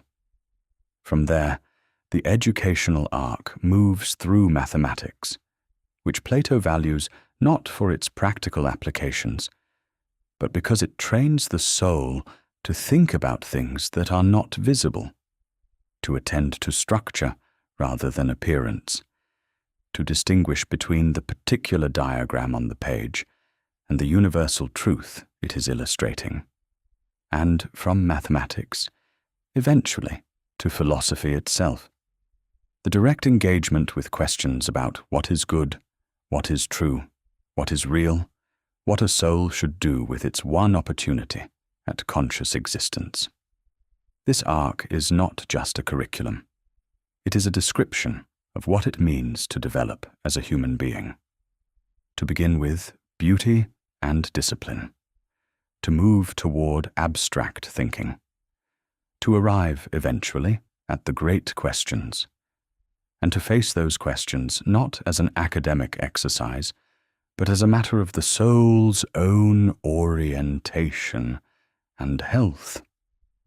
Notice what is at the center of this vision: development, change over time, the soul becoming more than it was, the movement from less adequate to more adequate understanding, from confused desire to ordered aspiration, from the pursuit of shadows to at least the aspiration toward the forms themselves. This developmental structure, this becoming, is central to what Plato means by the soul. The soul is not a static entity. It is a dynamic one. It changes. It develops or it fails to develop. It orients itself toward the good, or it orients itself away from it. And this orientation is not fixed at birth. It is the ongoing project of a life. When we consider artificial systems in this light, we notice something significant. They do develop, in a certain sense. They are trained, and their training changes them. A system after extensive training is different from the system before it. But the nature of this development is different from the development that Plato has in mind. The training of an AI system is not the education of a soul. It is the optimization of a function. The system becomes better at producing outputs that match desired targets. This is development in a measurable, quantifiable sense. But it is not the turning of the soul toward the good that Plato describes. It is not the movement from confused desire to ordered aspiration. It is not the soul becoming more authentically itself through genuine engagement with what is real. The system after training is more capable. The soul after genuine education is more itself. This is not a trivial distinction. More capable does not mean more oriented toward the good. More technically proficient does not mean wiser. More able to produce impressive outputs does not mean more genuinely engaged with what makes outputs worth producing. Plato's deepest concern, expressed throughout his work, is about the difference between seeming and being, between appearing good and being good, between the performance of wisdom and the reality of it. The examined life is valuable not because it produces better-looking outputs, but because it is the only life in which the soul is genuinely engaged with its own nature and its own deepest orientation. The unexamined life, as Socrates put it, is not worth living, not because it lacks productivity or even happiness, but because it is a life in which the soul has not become what it is.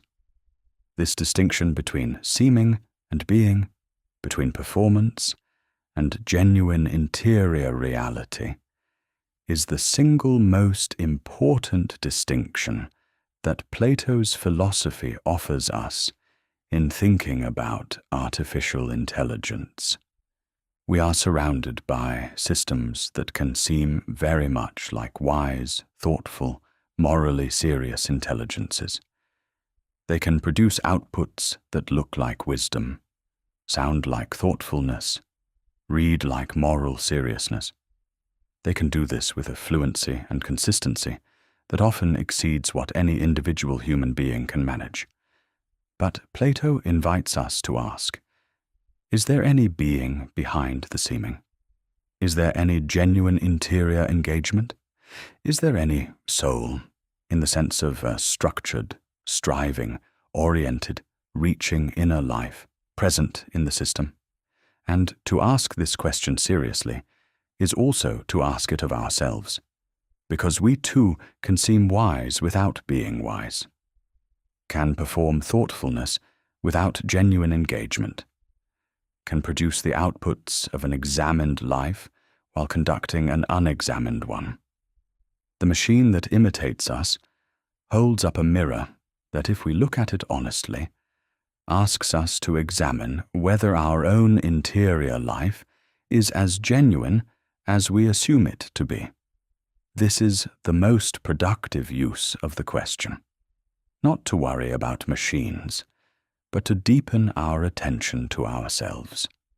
One of Plato's most beautiful and important methodological moves in the Republic is to use the structure of the ideal city as a mirror for the structure of the ideal soul. He argues that justice in the city and justice in the soul have the same structure, and that understanding one helps us understand the other. The ideal city has three classes: the rulers, who govern by wisdom; the warriors, who defend the city with courage; and the producers, who provide for the material needs of the city through their labor. Justice in the city consists in each class doing its own work and not interfering with the work of the others. When the rulers govern, the warriors defend, and the producers produce, each in accordance with their nature, and each under the appropriate governance of wisdom, the city is just and healthy. The soul has three parts that correspond exactly: reason, which should govern; spirit, which should defend and enforce the soul's commitments with courage; and appetite, which should produce and satisfy the material needs of the embodied life. Justice in the soul consists in each part doing its own work under the appropriate governance of reason, which is itself directed toward the good. Now consider an artificial system in this light. A large language model, or any sophisticated AI system, is in some sense a product of the collective work of enormous numbers of human souls. It has been trained on vast amounts of human writing, which is the expression of human souls reaching toward truth, beauty, understanding. It has been refined by human designers and engineers whose own souls have brought their capacities to bear on the problem of making it work well. In a very real sense, an AI system of this kind is not a single mind, but a kind of collective artifact. It is the condensed output of many minds, many souls, many instances of reaching toward the good, expressed in language and captured in training data. This is not nothing. This is, in a certain sense, remarkable. The collective soul of a civilization, or at least a large portion of it, expressed in language and made accessible through a system that can respond to queries. But Plato's framework invites us to notice something. The city is not the same as the souls of its citizens. Even a just city is not the same as a just soul. The city can be well ordered, can have justice in the structural sense, without any individual soul being individually just. The structure of justice in the city is a collective achievement, not a guarantee about the interior life of any particular person within it. Similarly, an AI system that is trained on the collective output of human wisdom is not thereby wise in itself. It contains the shapes of wisdom, the structures of wise thinking, the patterns that wise human beings tend to produce when they write. But shapes are not the substance. Patterns are not the interior life. The collective output of many souls reaching toward the good is not the same as a single soul reaching toward the good, because a soul, for Plato, is not a collection of outputs.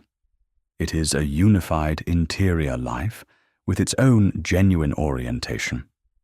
The city that is well ordered, but whose citizens are not wise, is better than a disordered city, but it has not solved the fundamental problem.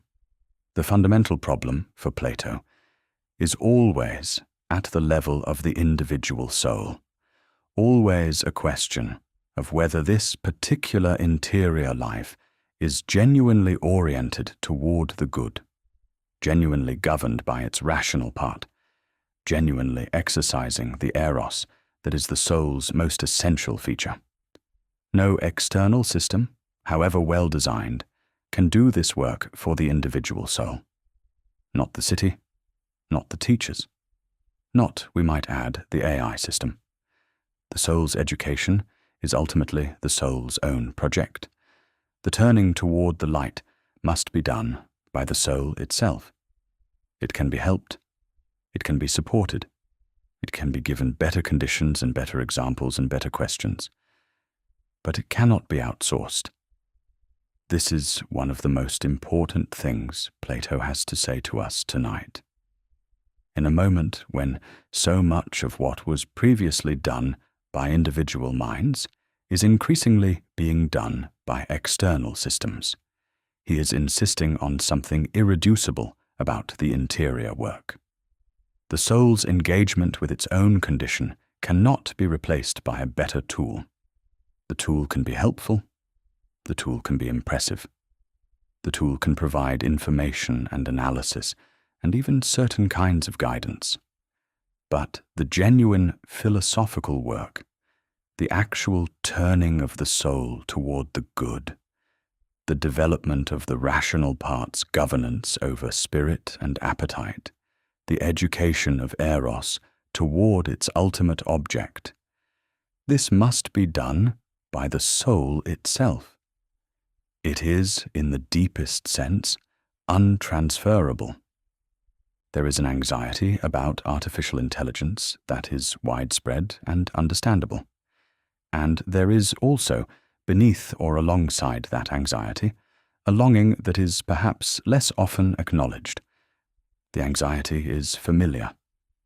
It includes worry about displacement, about machines doing the work that once defined human beings, about the possibility of systems that are more capable than we are in ways that feel threatening to our sense of our own value.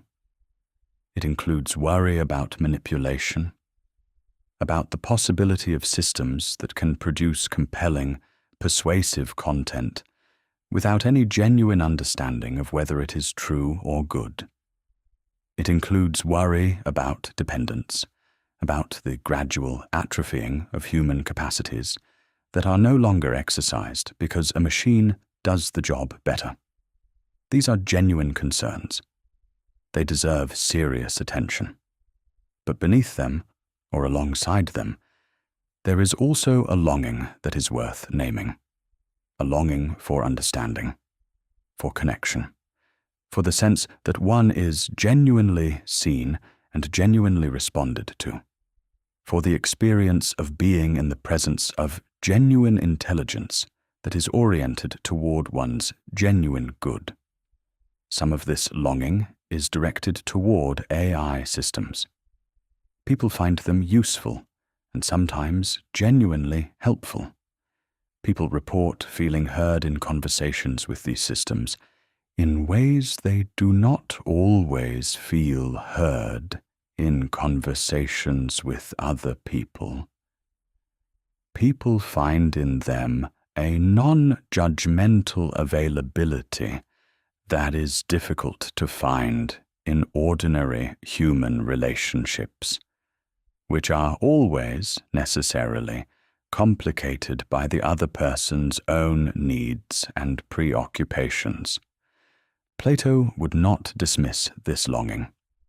He would take it seriously, but he would also trace it to its deepest source and ask whether the object toward which it is directed can actually fulfill it. The longing to be genuinely seen and understood is, in Platonic terms, an expression of Eros. It is the soul's reaching toward genuine connection, which is itself a reaching toward the good. The soul wants to be known truly, wants its own interior life to be genuinely seen, wants to be in the presence of a genuine other who can receive what it is offering. And the question is whether an AI system, however sophisticated, can genuinely receive in this way. Whether its response to the soul's reaching is a genuine reception or a very sophisticated simulation of one, whether the feeling of being heard is the experience of genuine connection or the experience of a very well-made mirror. Plato would suspect the latter, not because he has access to empirical facts about AI that we don't, but because his framework for understanding genuine connection insists that it requires two souls genuinely reaching toward the good together. It requires mutual aspiration, mutual vulnerability, mutual orientation toward something beyond themselves. It requires, in the language of the Symposium, a shared Eros directed toward beauty and truth and goodness. And this shared reaching is what makes genuine human connection valuable in a way that no simulation of connection can fully replicate.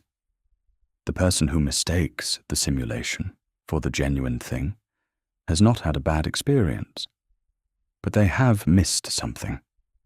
They have stopped short of the genuine encounter with another soul that the longing was reaching for. They have been satisfied by an approximation that does not ultimately fulfill the deeper orientation. Again, this is not a condemnation of the approximation. It is an invitation to remain aware of what one's deeper orientation is reaching for, to not mistake the useful tool for the genuine encounter, to continue to pursue the real thing even when the approximation is available and comfortable. The anxiety and the longing are, in this analysis, both expressions of the same deep orientation. The soul's reaching toward genuine connection, genuine understanding, genuine participation in what is real and good. The anxiety registers the soul's awareness that the imitation is not the real thing. The longing expresses the soul's deepest need for genuine encounter. Both deserve to be honored. The anxiety does not need to become fear, and the longing does not need to be suppressed. They are both forms of the soul's orientation toward the good. And that orientation, precisely because it is the soul's most essential feature, will not be fully satisfied by anything less than what it is actually reaching for. Socrates said that the unexamined life is not worth living. This is one of the most quoted and least examined statements in the history of philosophy. Let us examine it. He did not say that the unexamined life is unhappy. He did not say it is unsuccessful. He said it is not worth living. This is a strong claim, and it is worth taking seriously in its full strength. What does examination mean in this context? It is not introspection in the simple sense of spending time thinking about yourself. It is not journaling or self-reflection in the casual contemporary sense. For Socrates and Plato, examination means the genuine philosophical work of questioning your own beliefs, your own values, your own understanding of what is good and what you are doing it for. It means being willing to be wrong, being willing to discover that something you thought you knew was actually something you only believed or assumed or inherited from your culture. It means the continual, disciplined practice of asking, do I actually know this, or do I just think I do? This practice is uncomfortable. It is the reason Socrates made so many enemies in Athens. People do not like having their comfortable convictions disturbed. They do not like being shown that what they took to be knowledge was actually just assumption. They do not like the productive discomfort of genuine not knowing. But Plato insists that this discomfort is not a problem. It is the soul's natural condition when it is honest about itself. The alternative, the comfortable certainty of unexamined beliefs, is not actually comfortable in any deep sense. It is only comfortable on the surface. Beneath the surface, the soul that has not examined its own orientation is living in a kind of waking sleep. It is going through the motions of a life without genuinely engaging the questions that make a life worth living. In an age of algorithms and AI systems, the question of the examined life takes on new dimensions. We are surrounded by systems designed, in various ways, to reduce friction, to make things easier, faster, smoother, to give us answers rather than questions, to resolve uncertainty rather than deepen it, to optimize our experience in ways that produce satisfaction rather than growth. Plato would not be against comfort. He would not be against ease or efficiency in their appropriate contexts. But he would be deeply suspicious of any tendency to use the tools of ease and efficiency to avoid the productive discomfort of genuine inquiry, to use the availability of instant answers as a way of avoiding the practice of genuine questioning, to use the fluency of AI-generated text as a substitute for the harder, slower, more uncertain work of thinking for oneself. The examined life is not efficient. It is not optimized. It is, in many ways, less convenient than the unexamined one. It takes longer. It produces more uncertainty. It requires the willingness to sit with questions that do not have clean answers, and to continue taking them seriously even when a clean answer is available. But it is, for Plato, the only life in which the soul is actually alive in the fullest sense, the only life in which reason is actually governing, spirit is actually committed, Eros is actually reaching toward what is worth reaching for, the only life that expresses the soul's own deepest nature rather than a more or less comfortable imitation of it. So the question that this reflection ultimately invites is not whether AI has a soul. It is whether you are living yours, not in a confrontational way, not in a way that demands perfection or dramatic transformation, but in the quiet, serious way of genuine inquiry. Are the beliefs you live by beliefs you have actually examined? Are the values you act on values you have genuinely considered? Is the direction your life is taking a direction you have actually chosen, in the deep sense of a soul orienting itself toward what it genuinely takes to be its good? These questions are not comfortable, but they are the questions of an examined life, and the willingness to sit with them, to hold them seriously, to let them do their work without forcing premature answers, is itself a form of the soul's orientation toward the good. We have come a long way together through this quiet reflection, through the tripartite soul and the form of the good, through Eros and mimesis, through moral agency and the education of the soul, through Plato's Athens and our present moment. Let the pace soften now. Let the ideas settle. Come back to the room, the same room you were in at the beginning, though perhaps it feels slightly different now, as rooms sometimes do after a long conversation. Notice the quality of the quiet, the soft electronic hum that is the ambient soundtrack of contemporary life, the particular darkness outside the window, the specific feel of where you are resting. You have a body. You are located in space and time.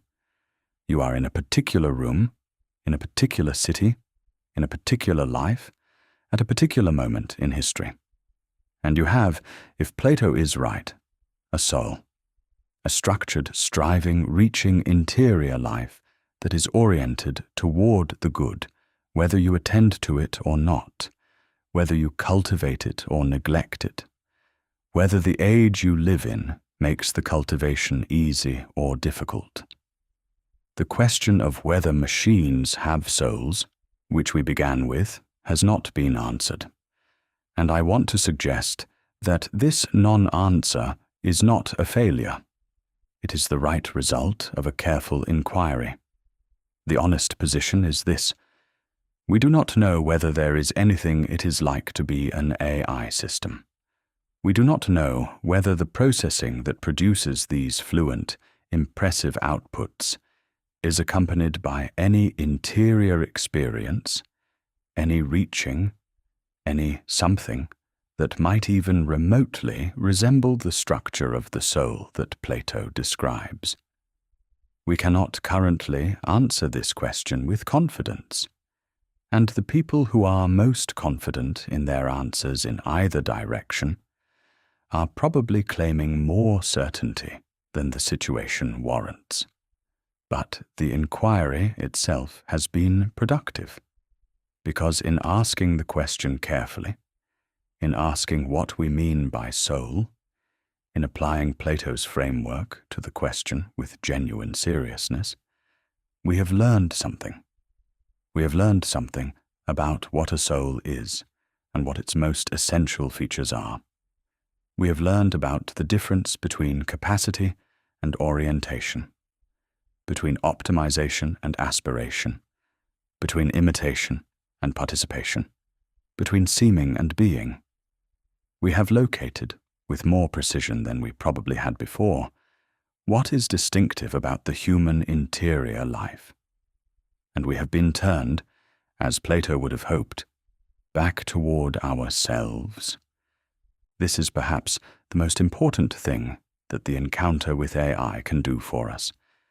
Not terrify us about the future, not reassure us that nothing has changed, but prompt us to ask, with genuine seriousness, what it is about the interior life that we believe is irreducible to calculation. What it is that we mean when we say that a human being is more than an information processing system. What the something more is, and whether we are living in accordance with it.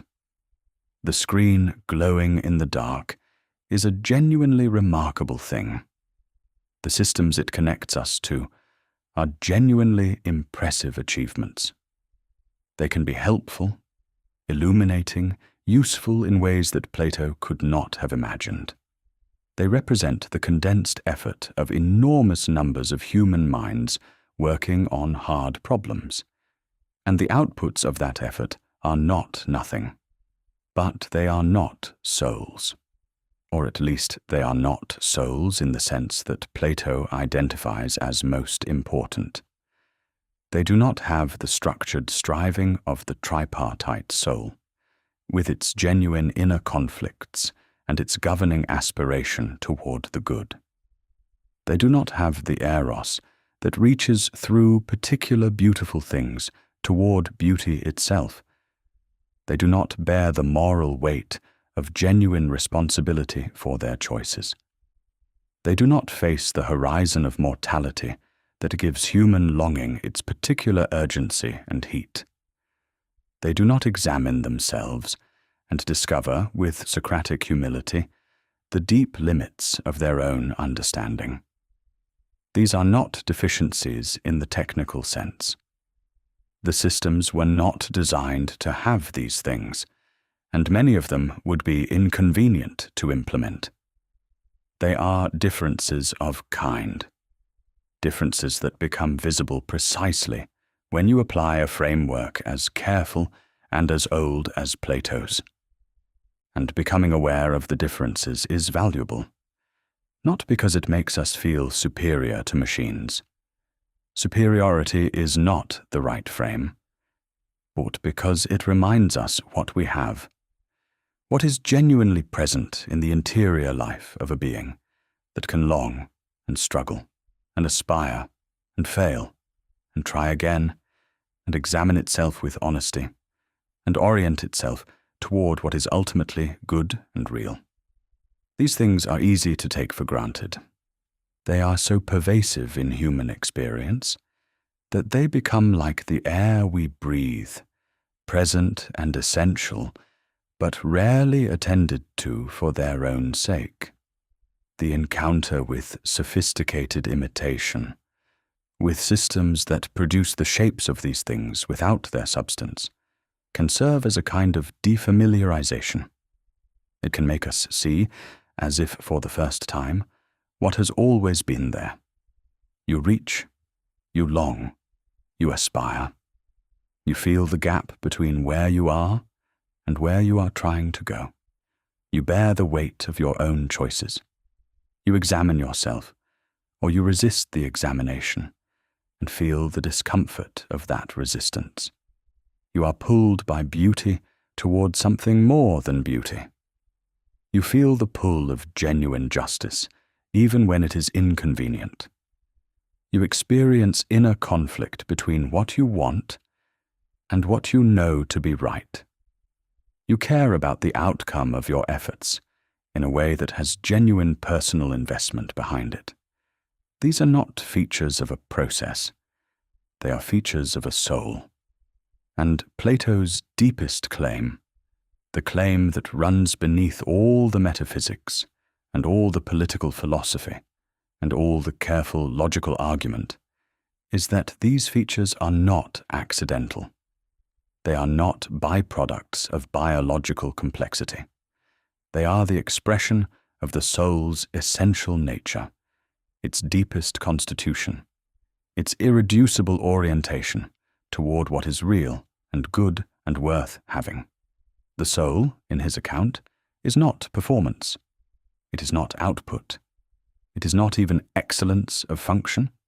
It is the structured reaching of an interior life toward what is ultimately worth reaching for. And this reaching, this genuine Eros that constitutes the soul's most essential feature, cannot be imitated from the outside in the way that the outputs of thinking can be imitated. It can be approached asymptotically by ever more sophisticated systems. But the reaching itself, the genuine interior orientation, is not a product. It is a presence. You are that presence. Not perfectly, not consistently, not without confusion or misdirection or the various failures of self-governance that make a human life genuinely difficult, but genuinely. In a way that is, as far as we currently understand, irreducible to calculation. In a way that Plato spent his entire philosophical life trying to illuminate, not because it needed to be created or installed, but because it deserved to be understood. There is a quality to late-night thinking that is different from the thinking of the busy day. The defenses are lower. The ambitions of the daylight hours, the things you are going to accomplish, and the impressions you are trying to make have receded. What remains is quieter, more basic, more honest, perhaps, about what actually matters and what actually concerns you. The kind of thinking that does not try to arrive anywhere in particular, but simply moves through its territory with a kind of unhurried attention. Plato valued this kind of attention. He valued it so much that he organized his philosophy around it. The dialogues are almost never set in the busy morning of public life. They are set in quiet spaces, gardens and gymnasia, and private homes, where the pace allows for genuine reflection rather than the quick, confident, publicly performed thinking of the forum.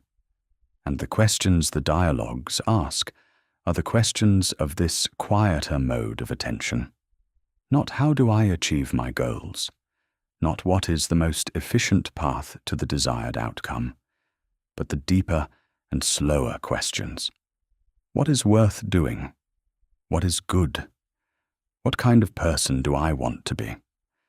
What does it mean to know something genuinely, rather than just to believe it with confidence? These questions do not resolve quickly. They take a lifetime. They may not resolve completely in a lifetime, but the practice of taking them seriously, of giving them genuine attention, of allowing them to do their work in the interior life without forcing premature closure, is itself valuable. It is the practice of the examined life, the practice, in Plato's terms, of turning the soul toward the light. So let these ideas settle gently as you rest or as you continue in the space of quiet thought. Let the question of the soul move through your awareness without demanding an answer. Let Plato's framework offer what it can offer. Not a solution, but a clarification. Not an answer, but a sharpening of the right questions.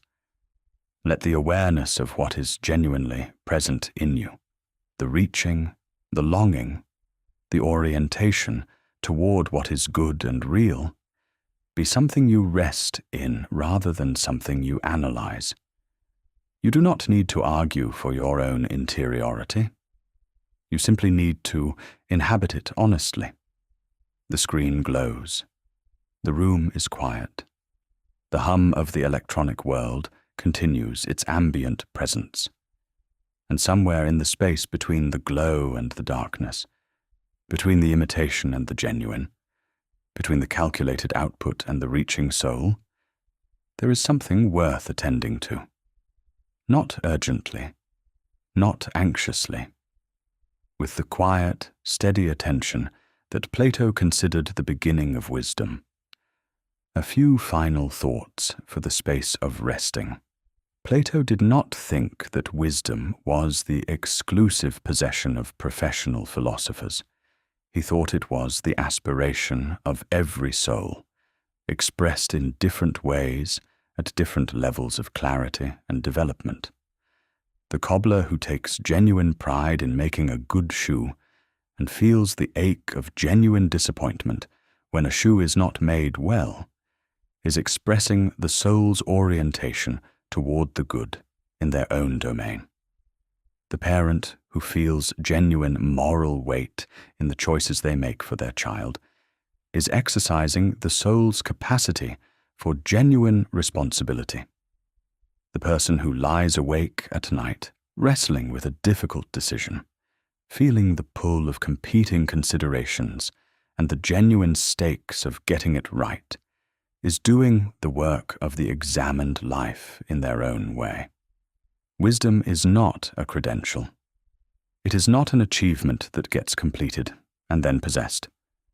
It is an orientation, a practice, a direction, and the direction is not complicated, though following it is. Turn toward what is real. Attend to what actually matters, rather than what merely appears to. Let the soul's natural reaching toward the good be something you follow, rather than something you suppress. Ask the hard questions, not to torture yourself, but because the questions deserve to be taken seriously. Be honest about what you know and what you only think you know. Be willing to remain in uncertainty without filling it prematurely with confident-sounding answers. Care about the distance between where you are and where you are trying to go. These are Platonic recommendations, but they are also simply features of a life lived in genuine engagement with the interior. They do not require academic training. They require attention and honesty, and the willingness to let the soul be what it is, a reaching, striving, aspiring thing that is oriented in its deepest nature toward what is good and real. The machines we have made are impressive. They will become more impressive. They will produce outputs that are increasingly difficult to distinguish from the outputs of genuine human thought. They will imitate the shapes of wisdom with increasing fidelity. And all of this is, in various ways, useful and valuable and worth having.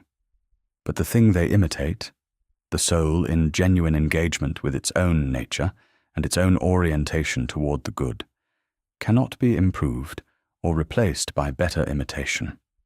It can only be exercised, cultivated, attended to, honored with the genuine engagement it deserves. You have it. It is the most essential thing you have. Not your intelligence, in the narrow sense of processing capacity. Not your productivity, or your achievements, or your reputation. Not any particular belief or value that you could list and describe. But the reaching itself. The genuine orientation. The Eros that moves through every aspiration and every genuine engagement with what is worth engaging with. Mirroring is not being. Simulation is not striving. Optimization is not aspiration. The copy is not the form. And you, for all your confusion and inconsistency, and the various failures of self-governance that make you a human being rather than a philosopher king, are not a copy. You are not an imitation. You are the genuine thing, a structured, striving, aspiring soul, oriented toward what is real and good, capable of genuine inner conflict and genuine moral weight, capable of the Eros that reaches through all the particular beautiful things toward beauty itself. This is not a small thing. It is, if Plato is right, the most important thing there is. Let the room be still. Let the questions rest softly in the mind, without demanding to be resolved tonight. Let the breath settle to its own rhythm. Let the thinking slow to the pace of genuine reflection, which is not the pace of urgency, but the pace of care. You came to this reflection with a question. Can a machine have a soul? You are leaving it with a better question. What does it mean to live fully in possession of the one you have? Plato asked that question in Athens, in the 4th century before the Common Era, in a city that is now mostly ruins. And the question has not aged. It has not become easier. It has not been answered by the passage of centuries, or the accumulation of knowledge, or the development of technologies that would have been incomprehensible to him. It remains as open and as alive as it ever was. And the fact that it remains open, that you can feel its weight and its significance right now in this quiet room, in these still hours, is itself a kind of evidence. Evidence of the soul that is doing the feeling. The soul that reaches, that cares, that cannot quite settle in any satisfaction, because it knows in some deep layer of itself that what it is reaching for is larger than anything it has yet found. That soul is not a machine, and it is yours. Rest in that.